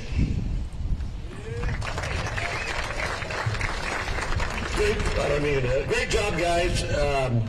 Rob Fries, Bill Alexander, this is in Mike memory Shea of him, taking the and he was a glue of this game before microphone. Nolan took over after he had passed. And Alex, this game wouldn't still be here if it wasn't for him. And he member the Washington State Coaches Association for years and years, and we just want to honor his name, and that's why we give this these scholarships out. So these Without are further ado, this is inspirational also. Washington it's State the guy that's Football teammates Coaches voted Association scholarships. that was the most inspirational to them. Oh, voted on by the coaching staff. Okay. First we have Gino Howard from the West, Granite Falls. So most outstanding teammate from the West, Gino Howard, getting his scholarship award. A hug from And Coach from Bo. the East, from East Valley, Jackson Berg. And the East Jacksonburg, right here in East Valley. Thank you. It's awesome. I remember seeing Jackson at this game the last 3 or 4 years. Right before Jackson takes the Working lead, the stands, the everybody barbecue, stand up. the Jackson Berg, concessions, we'll and just being a part of it. So congratulations to all these fans, we players. appreciate you. We'll see you next year right here, same time. And again, just I want to thank you for joining us here at the Earl Barden Classic. One last huddle here for all the players. Wishing everybody a safe trip home out here as they come from all over the state. And best of luck wherever the journey of life takes them after this. They're all moving on from high school and ready to go from there. Want to send a big thank you as well to all the volunteers, Mark Volkel and all the crew with the Earl Barden Classic. A big thank you to all of our SWX team and the camera people, the people in the truck, and all the folks who set everything up. And we'll be out in the heat tearing it all down here when we are all done. Big thanks to Jeff. Big thanks to Michael for being part of this. Final words go to you two. Hey, a great event, a great way to cap off the week and get these guys into summer. Best of luck to all of them and their families as they move on to what comes next in their lives. A great event and a great cap of high school athletic sports. Yeah, just honored to be a part of the game. Again, like I mentioned in the pregame, just gives me a lot of inspiration and hope for this next generation of student athletes and just athletes in general, young man, just tremendous people and tremendous game to be a part of. Congratulations to the Berg family. I know this was a big deal coming in for them, Eric hosting this game for the past several years, and just a special moment for them. And so it's proud to be a part of this on behalf of SWX, and honored to be asked to come back. So thank you. Yeah, if you want to catch a replay of this or have family members who might have missed it, just look up SWX Local Sports on YouTube. We'll also have that where we're broadcasting our Richland Regatta event next weekend. For Matt Funk, for Michael, for Jeff, I'm Kevin Rounds. Have a great rest of your Saturday afternoon.